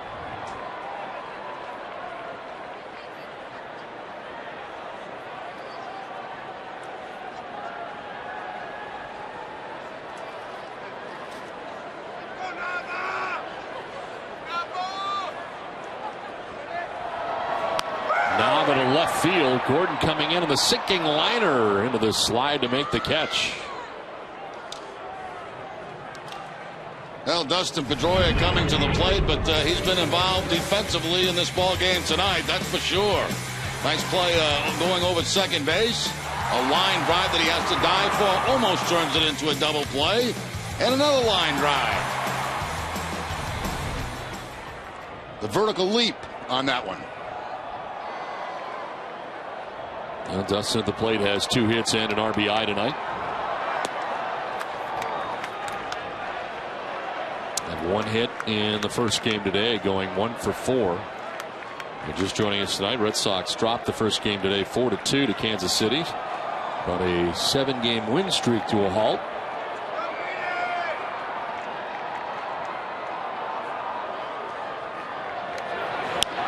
Check swing grounder that is a foul ball. Call made by the first base umpire Manny Gonzalez right down the line. Went very close to that first base bag, but Gonzalez right there, looking right at it. As you can see from this angle, a check swing by Pedroia just in foul territory. So when we were younger, said Pedroia, that vertical jump? Yes. We used to call it just a tip.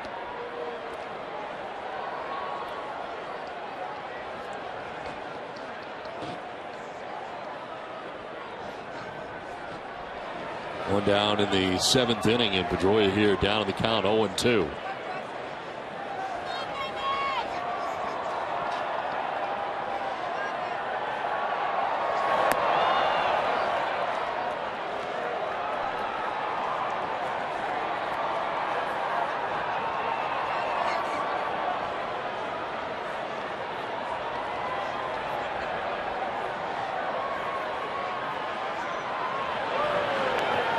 Bounce in, blocked by Kataris.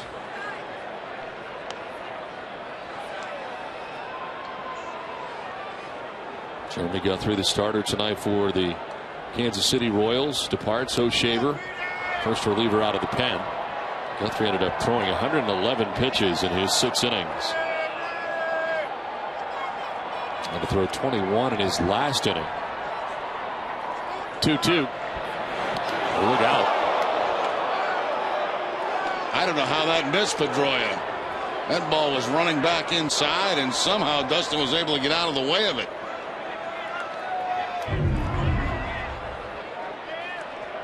Two-seam fastball running back inside. At first, I thought I got a piece of the short.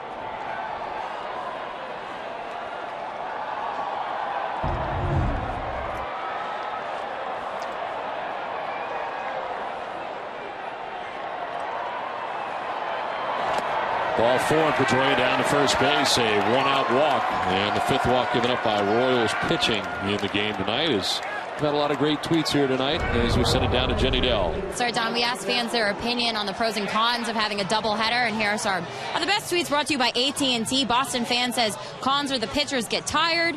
Pros, if you lose the first one, you get another chance hours later. Molly said the only con would be fatigue. Pros is, like today, an early loss can quickly be turned around for a late win. And our last one, it's a great opportunity to give everyone some playing time. Downside is the energy it takes. I hate doubleheaders. I'm with you. Always did. Hate him as a player. How do you feel about him as an announcer? I'm not crazy about it, but we're doing them. 1 out, 1 on. Mike Napoli has 3 hits in the game, including a home run. I think, and I understand why, that you have the split admissions, but if you just kept going, like the old style twilight doubleheader. Those were a little bit different because you would go into the clubhouse after a game. You had about 20 to 25 minutes. Right. And you'd grab a quick, maybe half a sandwich, you change your uniform if you wanted to, and you're right back out there. You're still loose, you're still playing. But these split doubleheaders, which is, everybody plays now. To left as Gordon comes in and makes the catch. It's tough because you go in, you cool off, you've got to try to somehow stay loose, stay mentally into what's going to happen in the night game, and it's a lot more difficult to play these day-night doubleheaders than we used to play those conventional back-to-back doubleheaders. Those weren't too bad. I mean, nobody likes to play 2 games in one day. It's a long game, long day. And 2 outs, and Pedroia at first base, still held on by Hosmer. Here's Saltalamacchia.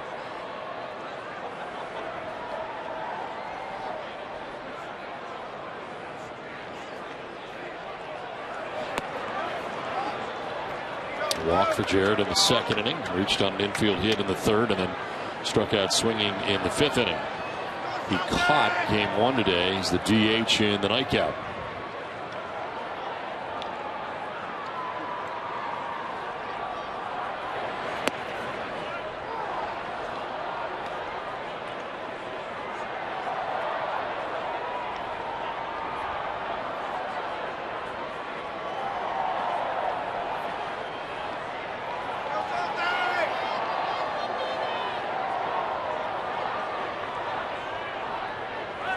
Pedroia takes off. The breaking ball is a strike, and the throw is going to be late. Stolen base for Dustin Pedroia.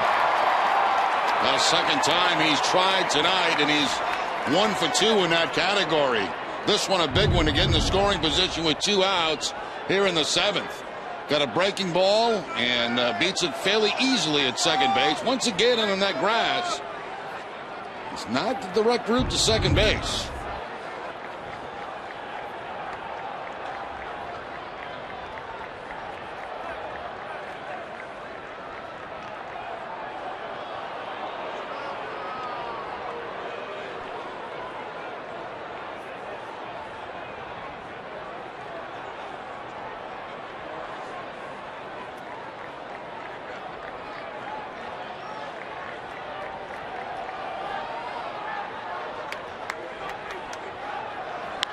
On the ground to first base as Hosmer will take it himself. Saltalamacchia and the Red Sox are gone. They leave Pedroia in scoring position. We head to the 8th. Sox on top by 1.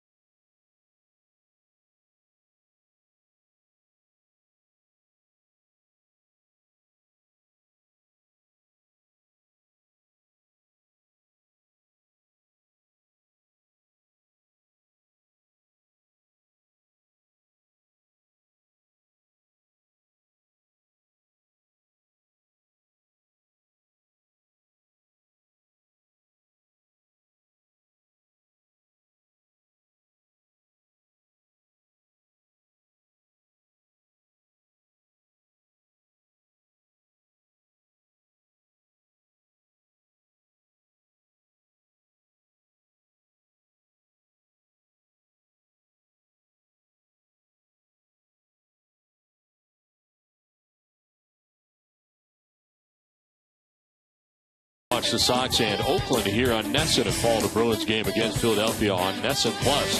To find your NESN Plus channel, visit NESN.com/NESN Plus.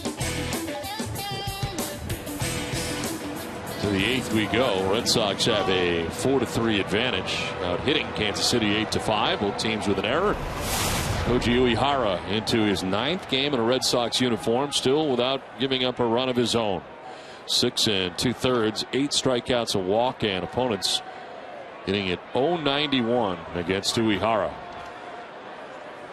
Takes over for Tazawa, who had a 1-2-3 7th inning. This combination has worked very, very well together. Tazawa first, then Uehara.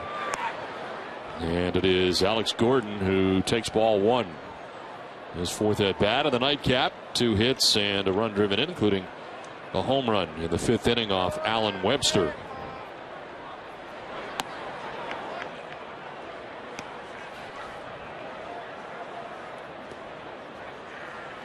Uehara working for the first time in this series. Last worked on Thursday in Cleveland. Pitch in there for a strike, 2-1. And a 1.75 ERA last year for Texas. And just the 3 walks to 43 Ks last year. Ground ball left side. Middlebrooks cuts it off.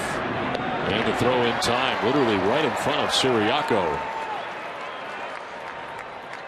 Well, the Red Sox Foundation helps children play ball for fun, health, and for life. One way they do this is through the RBI program, which stands for Reviving Baseball in Inner Cities. We salute our friends at HP Hood who support the Red Sox Foundation. One out in the 8th, and Alcides Escobar. A couple of hits tonight, 2 for 3. We were talking, Don, about the day-night doubleheaders, and years ago, if I'm not mistaken, I think Boston was the only place that played day-night doubleheaders. And what they used to do between games is take us to the press room, and both teams would have steaks between games. They didn't have the food in the clubhouses like they have now. It was kind of strange sitting up there having a big steak between games. Now, is that something you had to vote on as players back then as well, or no? Not here in Boston. I don't No. think so. No, I think it was we always had them here. They had special permission to have them. Now, I might be wrong about that, but I'm quite sure that the Red Sox were the only team for a long time. Now, of course, everybody does it. Billy Butler waiting on deck, 1 out here in the 8th.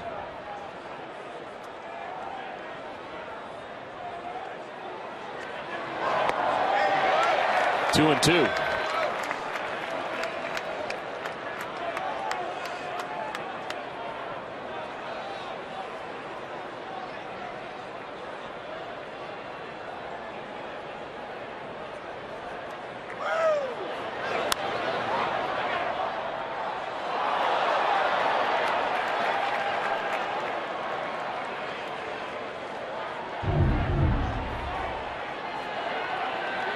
West Coast.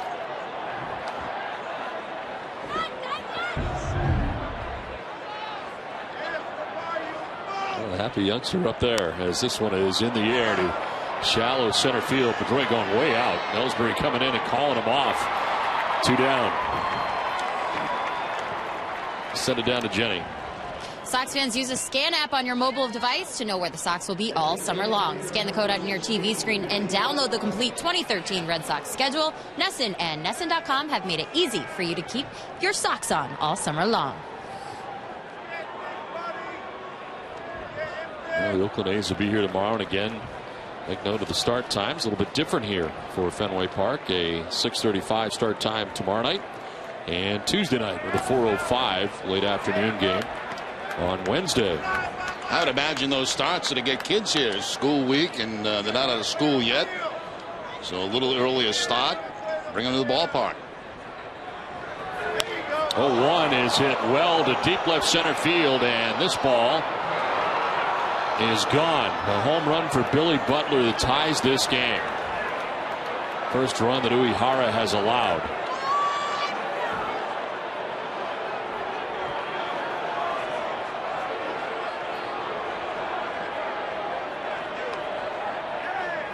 Third home run of the night for Kansas City.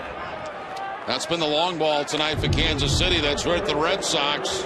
As Don mentioned, the third one, a fastball from Uehara inside. Looks like he missed his spot.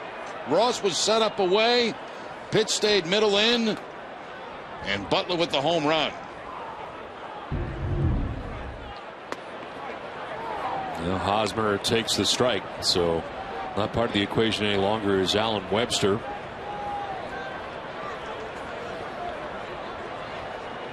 First one Uehara is allowed since August 31st of last year.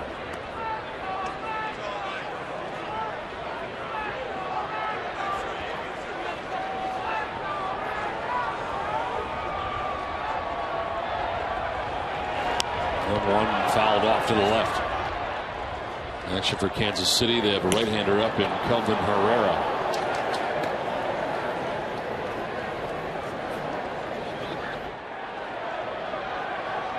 New game now, tied at 4.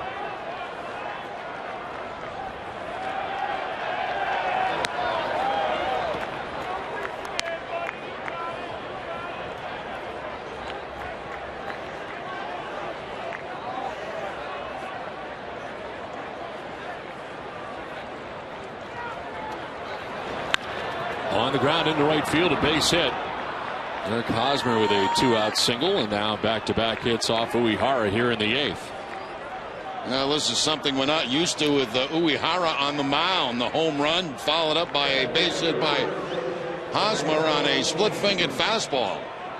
It's the first time all year he's given up 2 hits in an inning.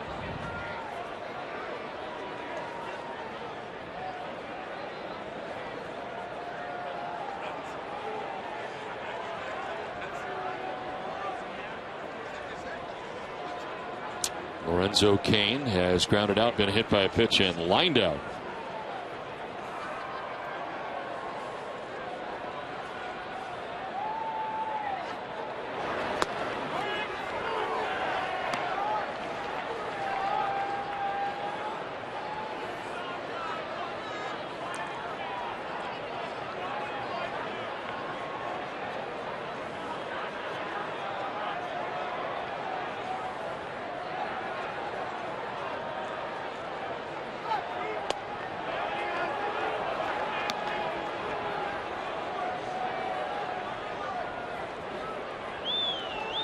Next pitch will be the 20th of his outing, the longest outing pitch-wise that he has had in the Red Sox uniform.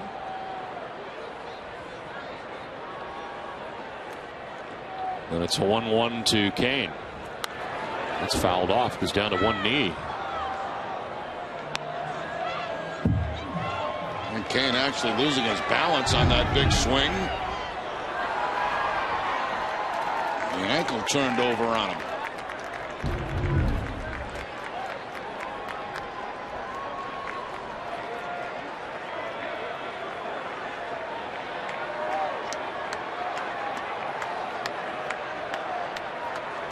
Throw to first and back to the bag is Hosmer.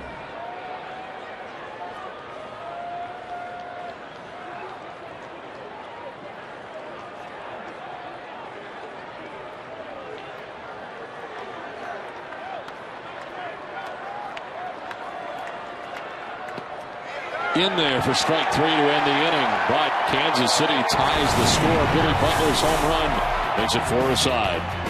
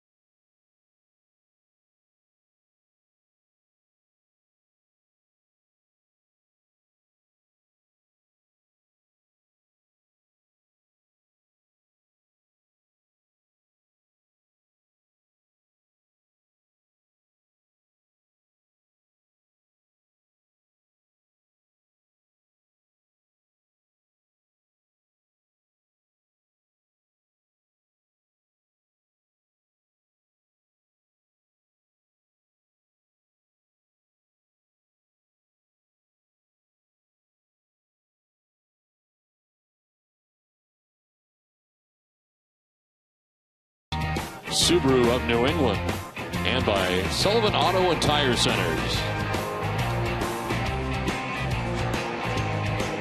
Chilly night tonight in Boston as Koji Uehara gives up his first run in the Red Sox uniform. It's a home run for Billy Butler that ties this game 4-aside. And we move to the last of the 8th. We'll get set for every Red Sox game on NESN with Red Sox Game Day Live presented by DCU. NESN's pregame coverage of the Sox begins an hour before every game. DCU, Federal Credit Union, banking the DCU way. The pitcher is Kelvin Herrera. His 10th appearance, 1-2 with a 7.36 earned run average. 12 strikeouts and 3 walks. Opponents hitting at .241 against Herrera. He takes over for Luke Hoshaver, win an inning and allowed a walk.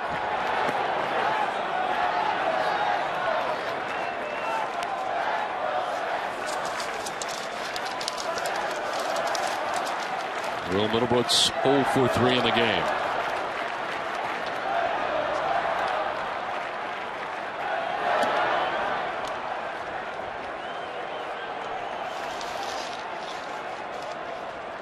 A 1 for 7 day today for Middlebrooks. He singled in his first at bat in game 1 today in the 2nd inning.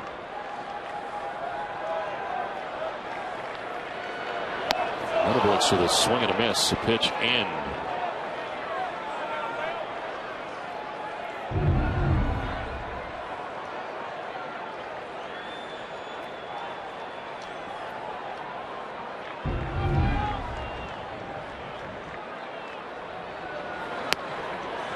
Three and 1. Red Sox closer right now, Andrew Bailey. Up in the pen.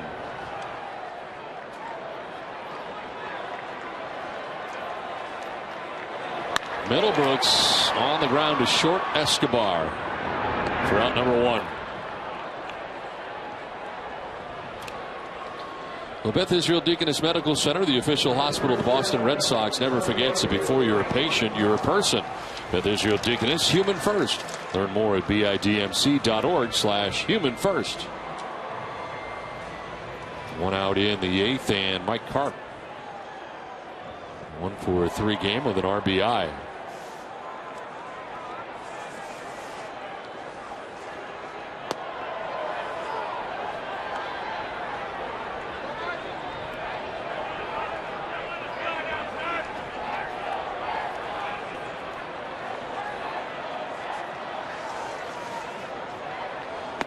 Swing and a miss. Fastball. 97. 97 with that last fastball from Herrera.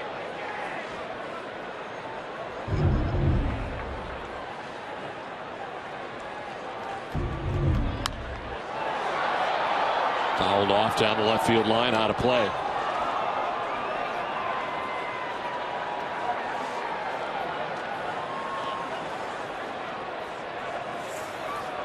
Jeremy Guthrie off the hook for Kansas City. He went the first 6 innings giving up 4 runs, but thanks to Billy Butler tying this game, no longer a part of the decision. As Karp wastes another.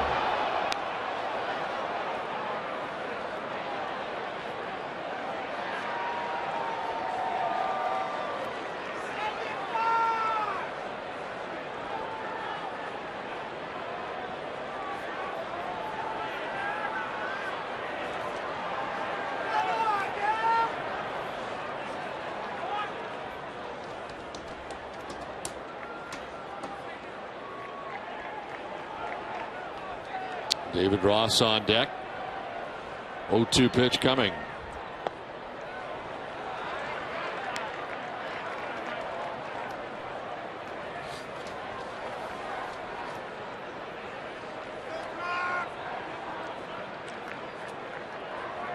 Well, gave up the 3-run home run to Daniel Knob in the 8th inning yesterday, Kelvin Herrera. As this pitch is in the dirt, and it evens at 2-2.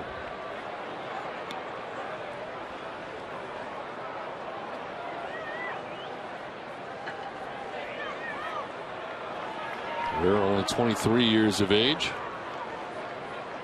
Last year set a Royals rookie record with 76 appearances out of the pen for Kansas City.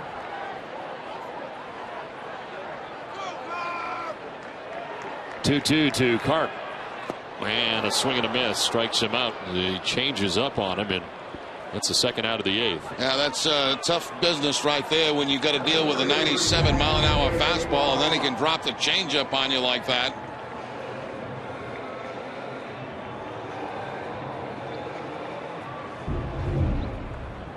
So 2 down here in the 8th inning, and David Ross, the batter. He is 0 for 3. Striking out in the 2nd, grounding out in the 4th, and lining out in the 6th.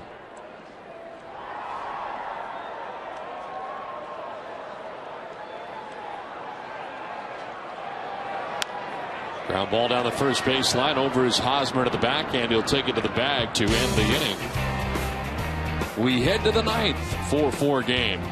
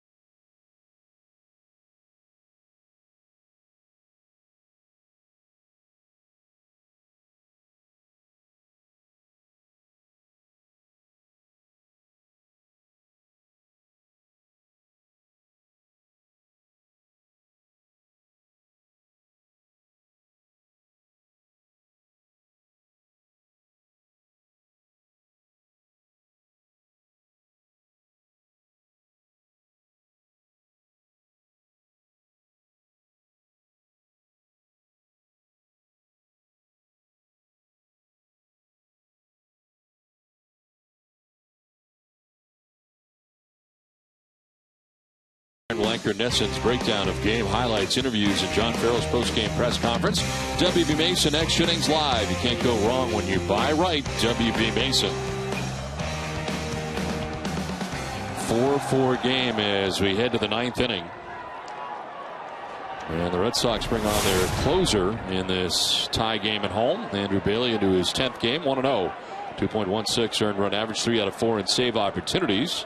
It's out on the shaky side yesterday as he came in and ended up giving up a run, but still got out of it and got the save as the Red Sox were victorious in game 1 of the series.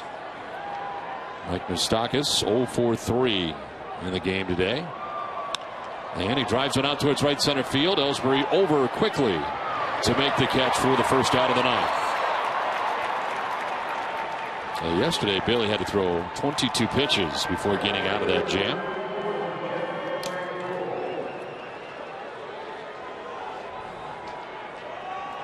Here is Jeff Francoeur with 1 out. Francoeur 0 for 3 in the nightcap. And 1 for 7 on the day. Swing and a miss, 94 on the fastball.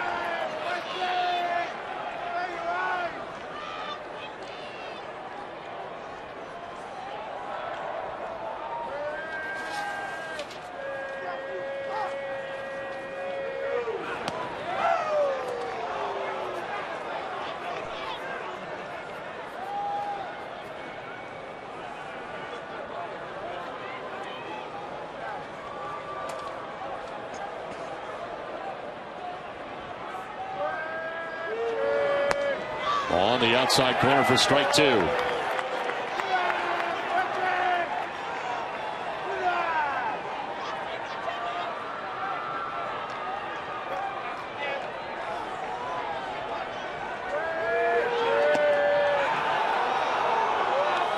Just off the outside edge that time. That's a pitch there that Francoeur was chasing in game 1 off Ryan Dempster. That time he stays off. The breaking ball from Bailey just off the outside part of the plate.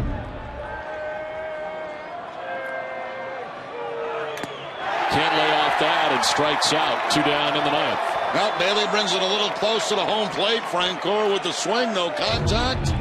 And 2 outs here in the top of the 9th.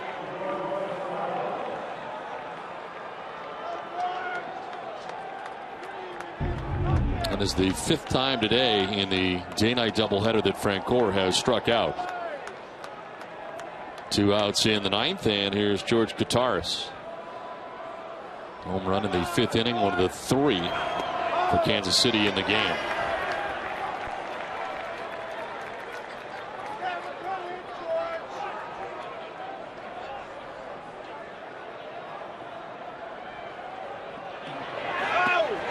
Oh, 0-2.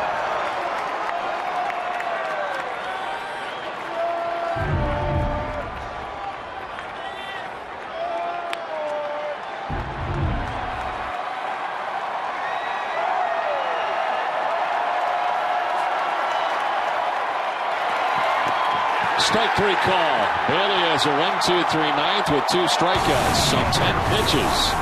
We head to the bottom of the 9th.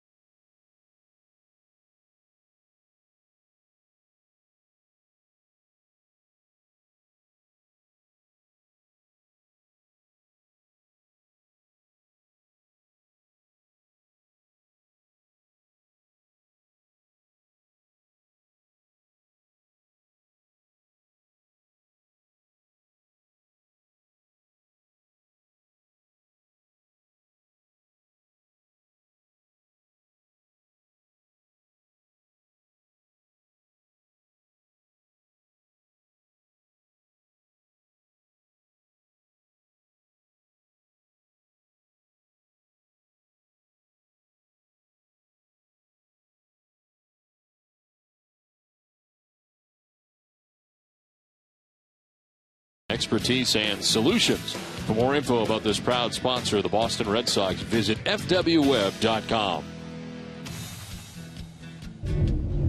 Last half of the 9th inning at Fenway Park, game tied 4-4. The Sox have now hit 16 home runs on the season, and with it, Hess and Hess Express. Another $500 to the pediatric trauma program at Boston Children's Hospital. That brings the season total to $8,000. Hess and Hess Express committed to helping the cause. McNapoli's home run back in the 2nd inning.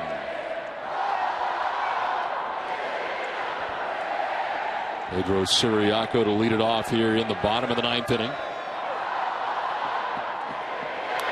And a foul off to the right. Kelvin Herrera back on the mound again for a 1-2-3 8th.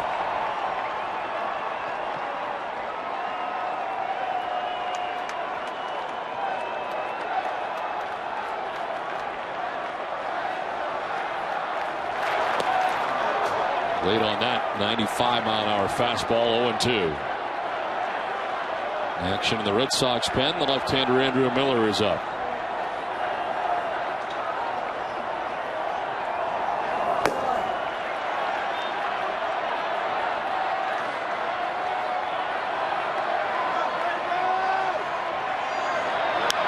Siriaco down the right field line, foul.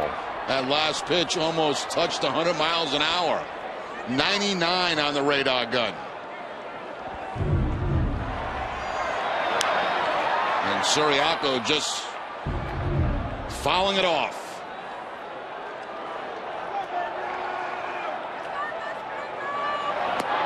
Can't get to that at 98 and strikes out. First out of the 9th inning. Second strikeout for Herrera. Herrera looks a little different than he did in the ball game yesterday. Keeping that fastball at 98 that time away from Siriaco for the strikeout. Outfield very deep for Kansas City, trying to prevent for the two-base hit. Ellsbury has been on twice tonight, a walk and a double. He is lined out and grounded out.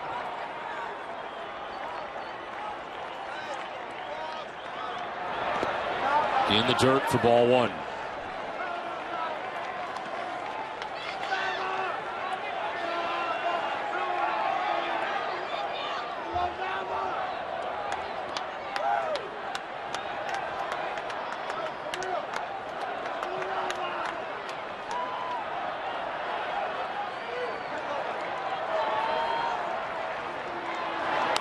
Late swing, fouled off to the left. Advil is the official pain reliever of the Boston Red Sox and proud supporter of volunteers. Go to Advil.com to find out about the Advil Relief and Action campaign.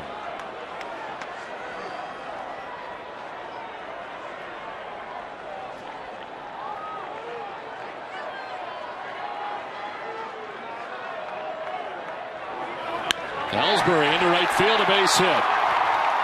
His second hit of the game, and Ellsbury, the wide turn at first, will hold it up. As Francoeur gets it back in, a one-out single, potential winning run at first base. Well, now the cat and mouse game begins here between Herrera and Ellsbury. Ellsbury picking up the base hit. Great speed at first base. 7 steals on the season. If Ellsbury can get a good jump, he'll try to make it 8.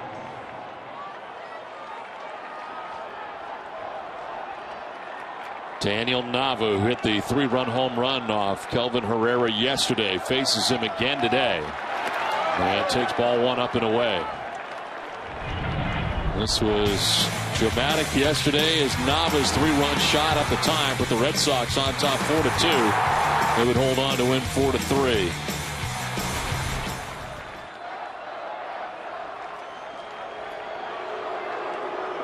For Nava was his 4th home run of the year.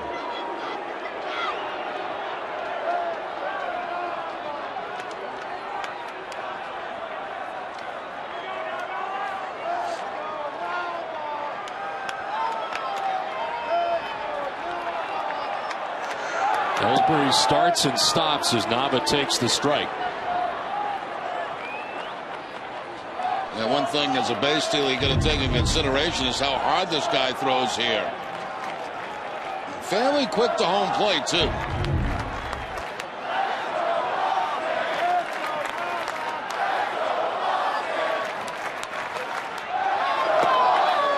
Ball 2.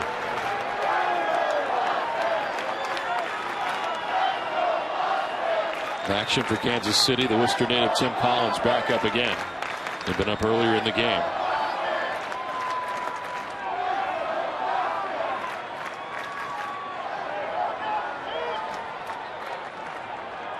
Ellsbury is off as Nava swings away and pops it up, foul ground. Moustakas will watch that get back into the seats. And that time Ellsbury was going. But it's even now at 2-2. Remember early in the ball game, Ellsbury was off to third base and a line drive to the infield caused a double play. That time the foul ball from Nava.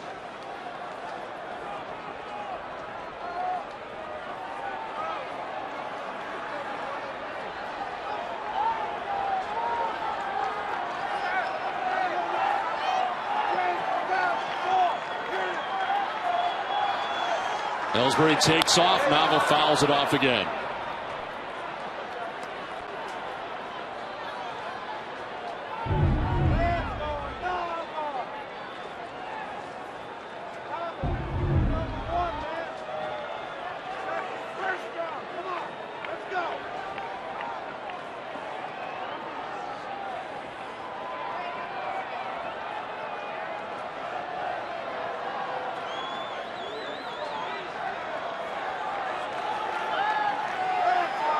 2-2 to Nava.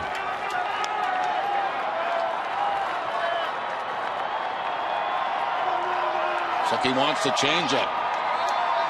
Herrera bats off. Ellsbury back to the bag. Shook off the fastball. They put the changeup down, and then he stepped off.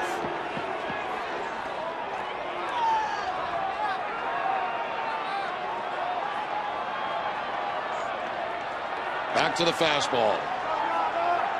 Ellsbury off as Nava takes ball 3. The throw is going to be not in time. Stolen base for Jacoby Ellsbury. 8 for 8 in that category. 3 straight attempts by Ellsbury to steal second base. And finally he gets it. That ball didn't miss being a strike by very much. But now Ellsbury in scoring position with 1 out.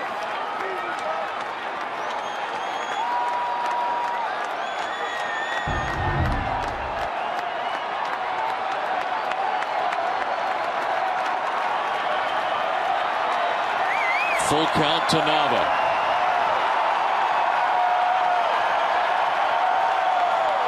Now with the man at second base, the outfield for Kansas City comes in closer.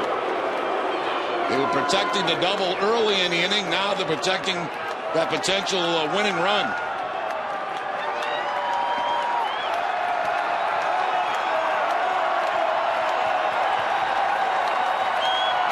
Nava strikes out. A big strikeout for Herrera, the second out of the 9th. Third strikeout for Herrera.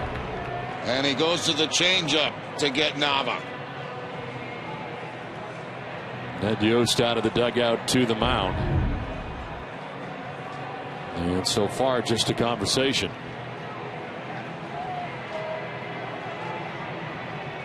Well, the conversation may be, do you want to pitch to Pedroia here or put him on first base and take your chances with Napoli? Napoli's had a big night. Home run, double, single, a couple of RBIs. But I'm sure that's what the discussion is about right now. We'll see how they approach this.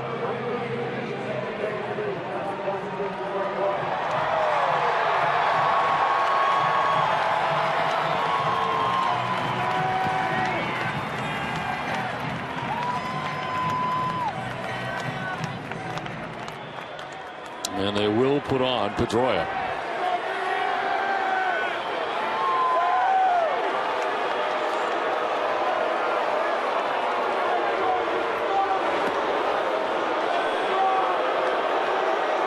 Like Napoli tonight, a 3-hit performance, including a home run back in the second inning.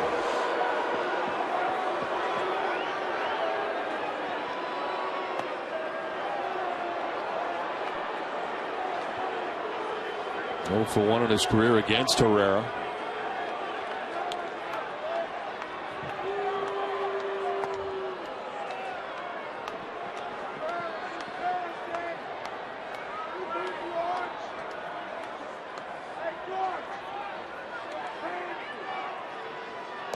Down to first base goes Pedroia. The intentional walk complete.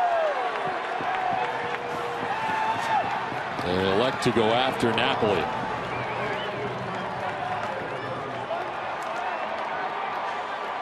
Napoli with a home run in the second. He doubled in the third, singled in the fifth, and flied out to left in the seventh. His third home run in a Red Sox uniform.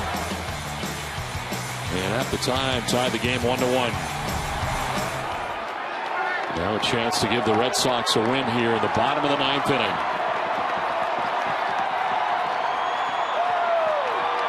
Napoli fouls it off. 97 on the fastball from Herrera.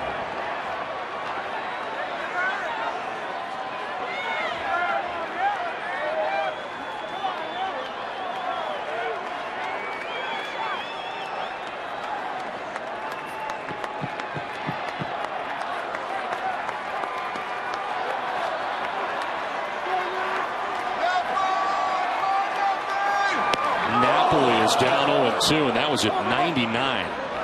That's the second time in this inning that he has touched 99 miles an hour.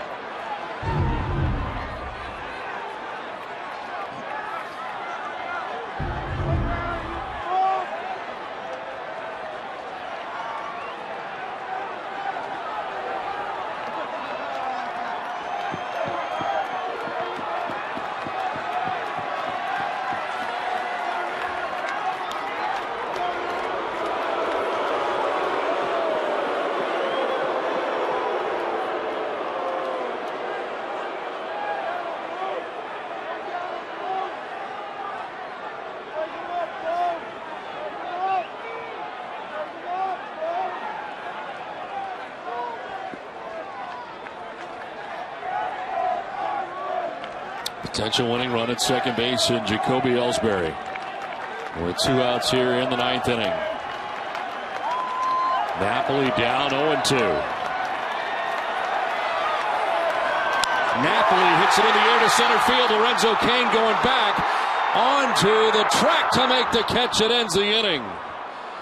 The day-night doubleheader is headed to bonus baseball from Fenway Park with the game tied 4-4.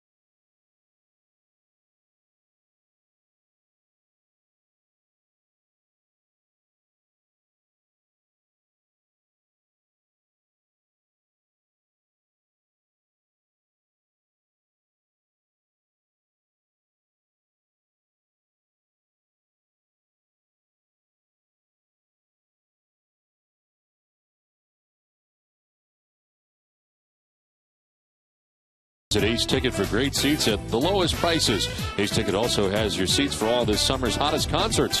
Visit Ace Ticket or call 1-800-MY-SEATS. Now the Red Sox have the chance there in the bottom of the 9th inning, but it remains tied 4-4 as we head to the top of the 10th, and Andrew Miller becomes the 4th Red Sox pitcher of the night. And his 7th appearance, a 6.00 earned run average, 5 Ks, 4 walks, and opponents hitting at 200 against Andrew Miller. We are going to have a pinch hitter, it looks like, as Miguel Tejada is going to pinch hit his first appearance of the series, coming up here to pinch hit for Elliott Johnson.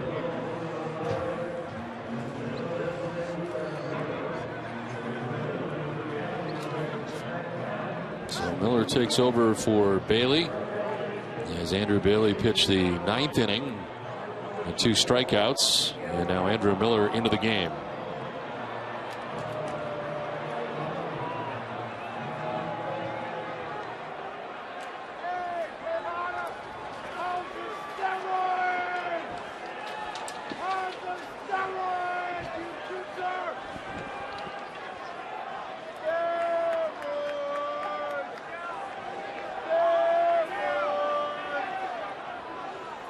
Tejada fouls it off to the right out of play. Part of the WBC champion Dominican Republic team. Undefeated they were, and he had 350 during the tournament. Tejada did not appear in the majors last season. Instead playing 36 games for Norfolk in the Baltimore Orioles system.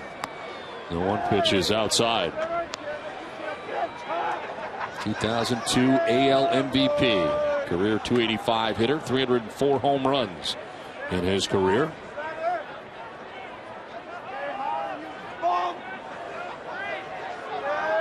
Tejada fouls it back, and it's 1-2.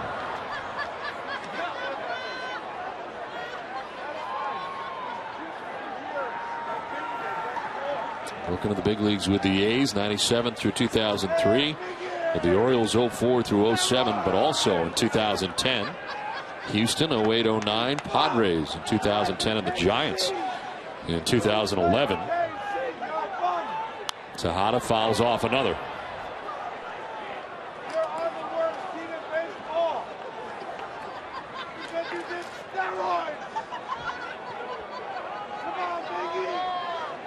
Outscored in the top of the order, waiting on deck.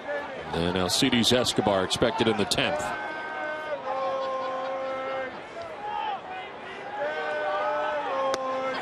Strike 3 call. Tejada's out number 1 in the 10th inning. A good breaking ball right there from Andrew Miller. Goes to the slider after a number of fastballs to pick up the strikeout and just completely freezes Tejada. Outside part of the plate.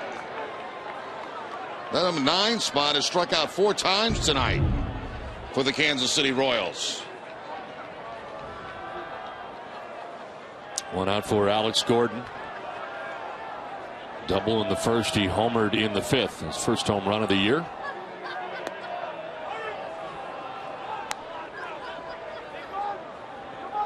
Five in a row retired by Red Sox pitching. 4 of the 5 by way of the K.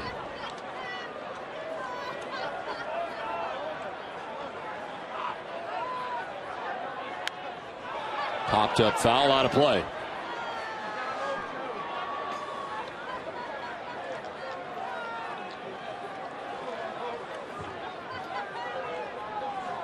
Not bad numbers, considering he's batting from the left side against Miller. 4 for 9.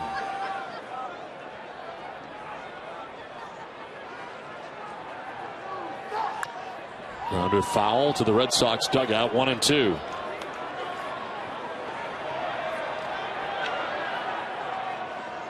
Alcides Escobar on deck. Kansas City batting here in the top half of the 10th inning. Already won the day portion of the day-night doubleheader, winning 4-2 here this afternoon.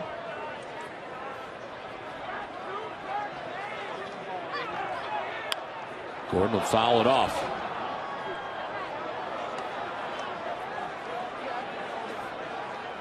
Kansas City heading to Detroit after the game tonight. They'll have an off day tomorrow. Meanwhile, the Red Sox remain home to take on the Oakland A's tomorrow night.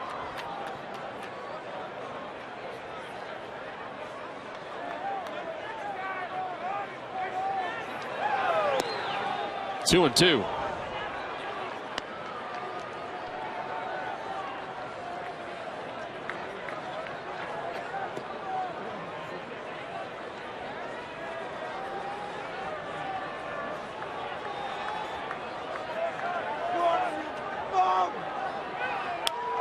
Line into left field, a base hit for Alex Gordon, his 3rd hit of the night, and it's a 1-out single here in the 10th. That's a good tough at bat there by Gordon, facing a very difficult left-hander, fouling pitches off, finally getting the breaking ball and finding that gap between short and third base. He's had a good second game, Gordon, a double, a home run, and now this 1-out single here in the 10th. Alcides Escobar, a couple of hits tonight early in the game. Single in the first and a single in the third. Got a home run in game 1 today in the first inning. Now has 2 on the season. 1 for 2 against Miller in his career.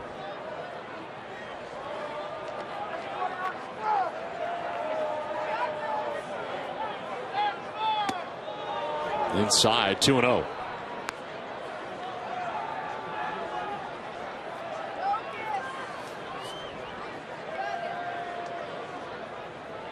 Billy Butler, who has homered, one of the 3 home runs in the game for Kansas City.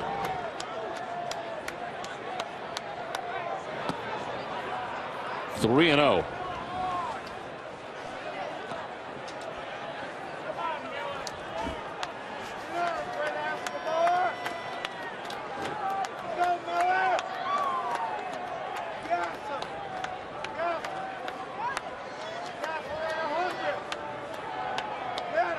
Pitch. Escobar takes ball 4 and will head down to first base. Now Gordon heading to second, and the potential go-ahead run for Kansas City in scoring position now with 1 out. And you got the toughest part of Kansas City's order coming up here. Yeah, Billy Butler, the reason we're still here right now, that home run coming in the 8th inning.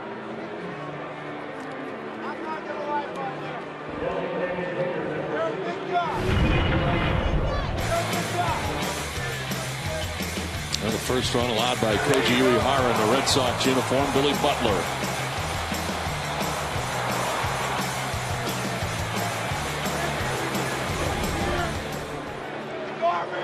Now Butler bats with 1 out in the 10th.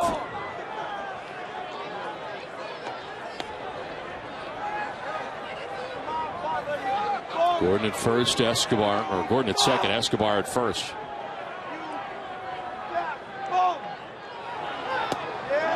Ball 1.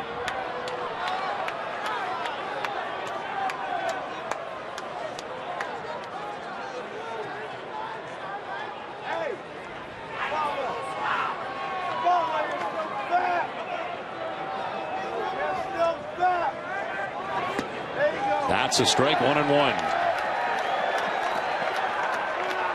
Butler didn't think so. He thought that ball might have been away.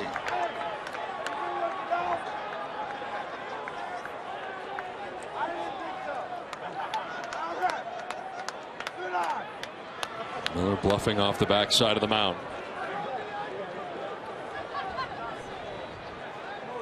Gordon at second base, Escobar at first. 1 out here in the 10th.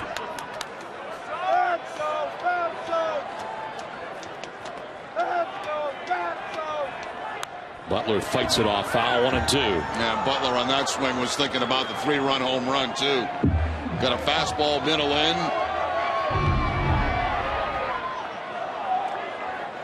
But tied up just a little bit by Andrew Miller.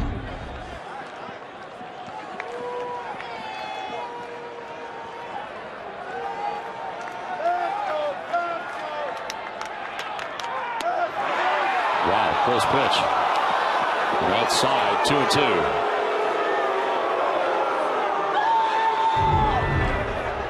Almost the same pitch he got to Holler on, but just a little bit outside.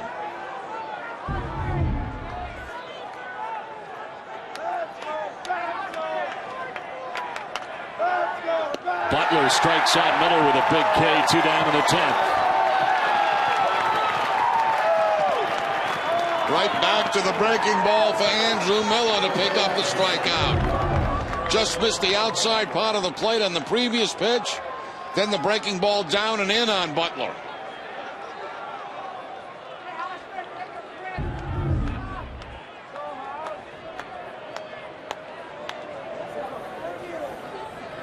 Now Greg Holland, who saved game 1, pick up his 4th save, and Tim Collins alongside has been up for a while now in the pen. Options for Kansas City depending upon what happens here in the top of the 10th. Hosmer takes a pitch down and in, and a nice play by Ross to the backhand.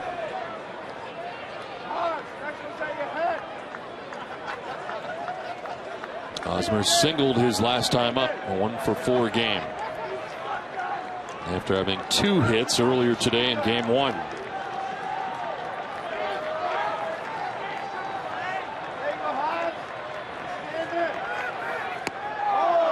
Strike this time.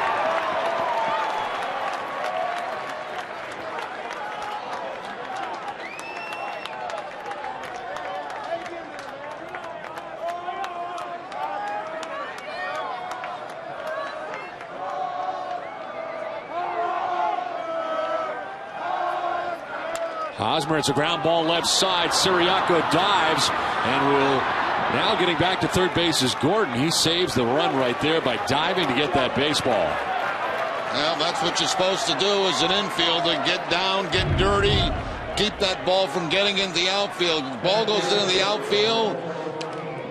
Probably going to be a go-ahead run right there for Kansas City, but knocked down by Siriaco, and that keeps the bases loaded.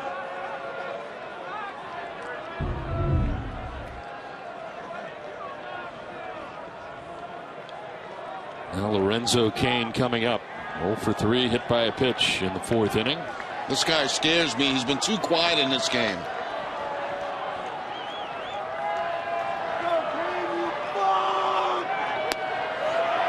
Ball 1.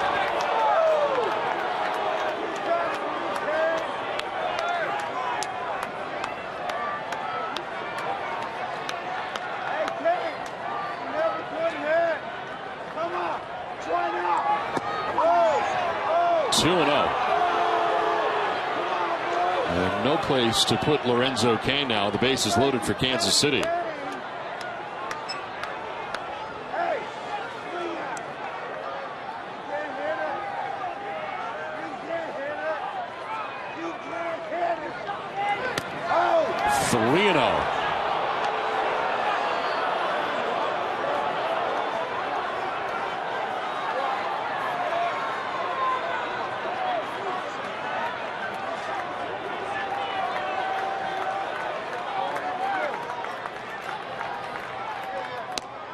Ball 4, and the Kansas City Royals will take the lead here in the 10th inning as Miller, on his second walk of the inning, walks in a run. So the Royals take the lead. An RBI for Lorenzo Cain. Gordon, again, congratulations. I mean, he put up a very difficult at bat to get on base with 1 out in this inning against a tough left-hander. Walk followed that, a strikeout, base hit, and then of course the walk to bring in a run.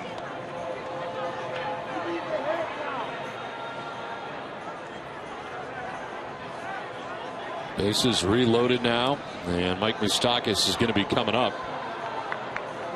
Looks like Salvador Perez has made his way in from the pen.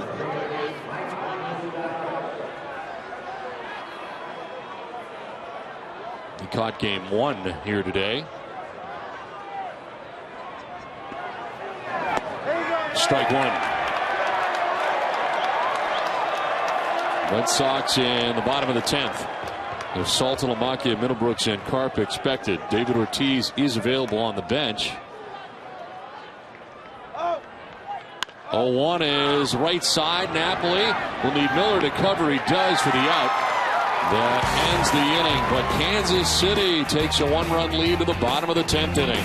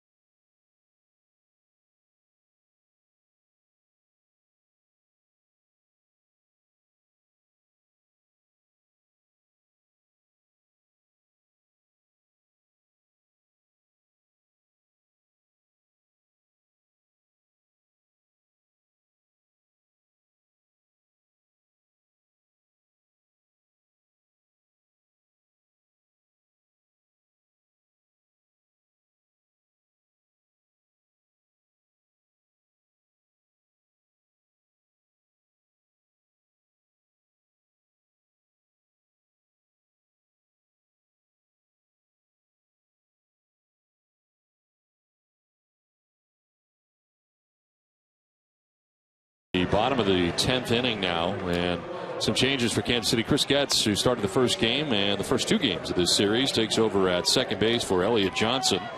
Salvador Perez, who we saw come in from the bullpen, is now the catcher for Kansas City, and out of the game comes George Kataris. And into the game, trying to save both ends of a day-night doubleheader, is Greg Holland. His 7th appearance, 0-1, but he is 4 out of 5 in save opportunities.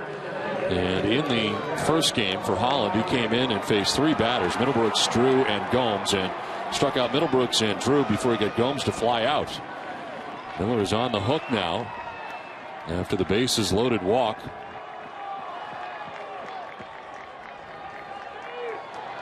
Saltalamacchio, the swing and a miss for strike 1.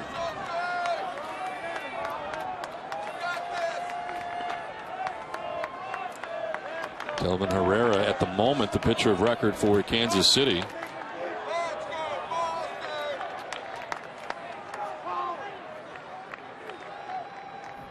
Saltalamacchio grounds it foul, down 0-2. There is action in the Red Sox pen in case. Clayton Mortensen is now up. And Mortensen worked in the first game today, going a shutout inning with a couple of strikeouts. He worked the 8th.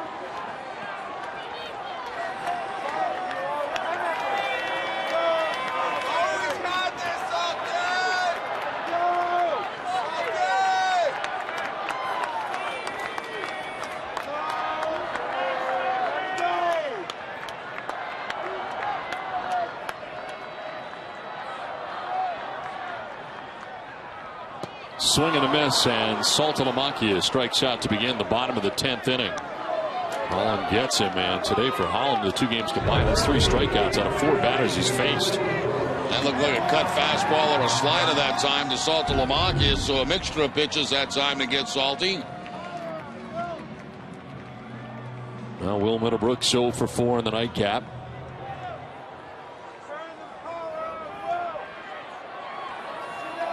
He struck out against Holland in game 1, his second look of him on the day. And a swing and a miss.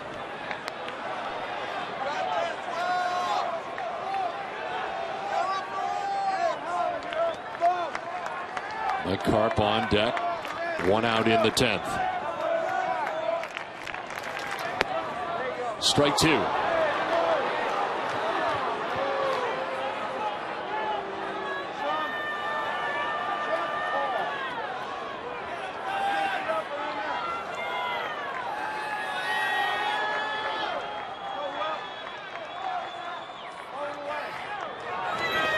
Bounce in.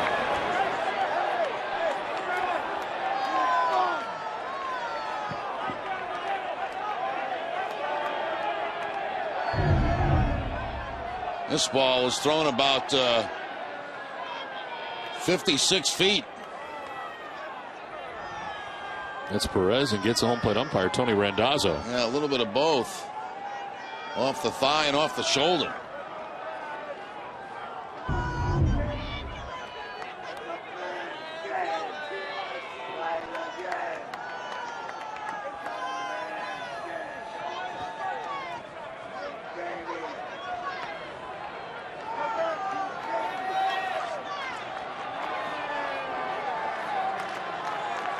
One-two pitch. Middlebrooks will foul it off down the right field line. Takes inventory on the bat. It's not broken, and count hangs at 1-2.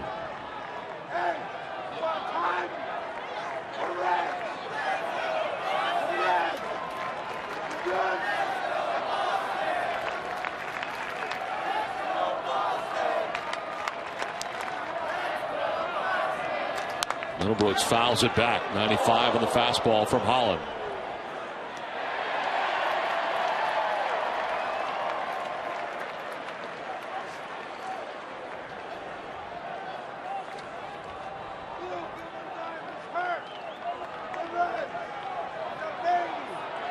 A 1-for-8 day at the plate today for Will Middlebrooks in the doubleheader. 2-2.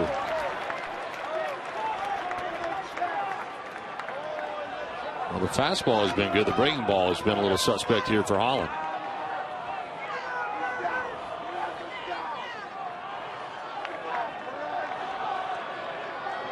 Carp on deck, 1 out in the 10th.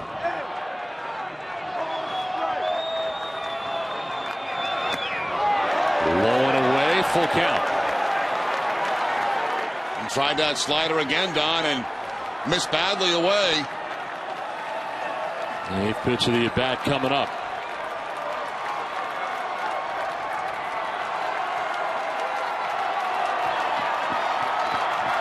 Back to the fastball. Middlebrooks strikes out, and there are 2 outs in the 10th inning. Back-to-back Ks for Holland. First strikeout to Saltalamacchia came on a slider. This time back to the fastball, up and in on Middlebrooks. So back-to-back strikeouts here in the 10th inning.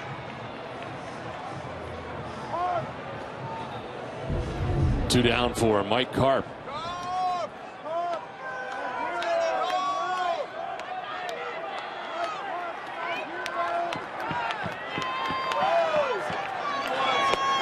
Strike 1.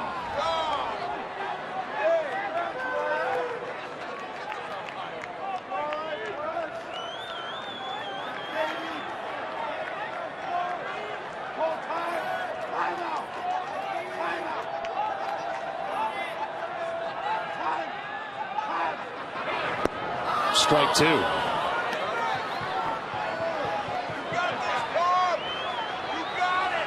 Two down here in the bottom of the 10th inning. All in his face now. 5 batters, striking out 4 of them today in the 2 games combined. Ready with an 0-2 pitch to Mike Karp.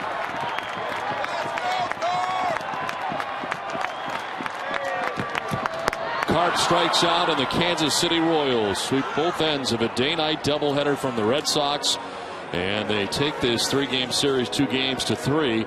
Tough way to lose tonight for the Red Sox, but they go down 5-4. Tom Caron from Fenway.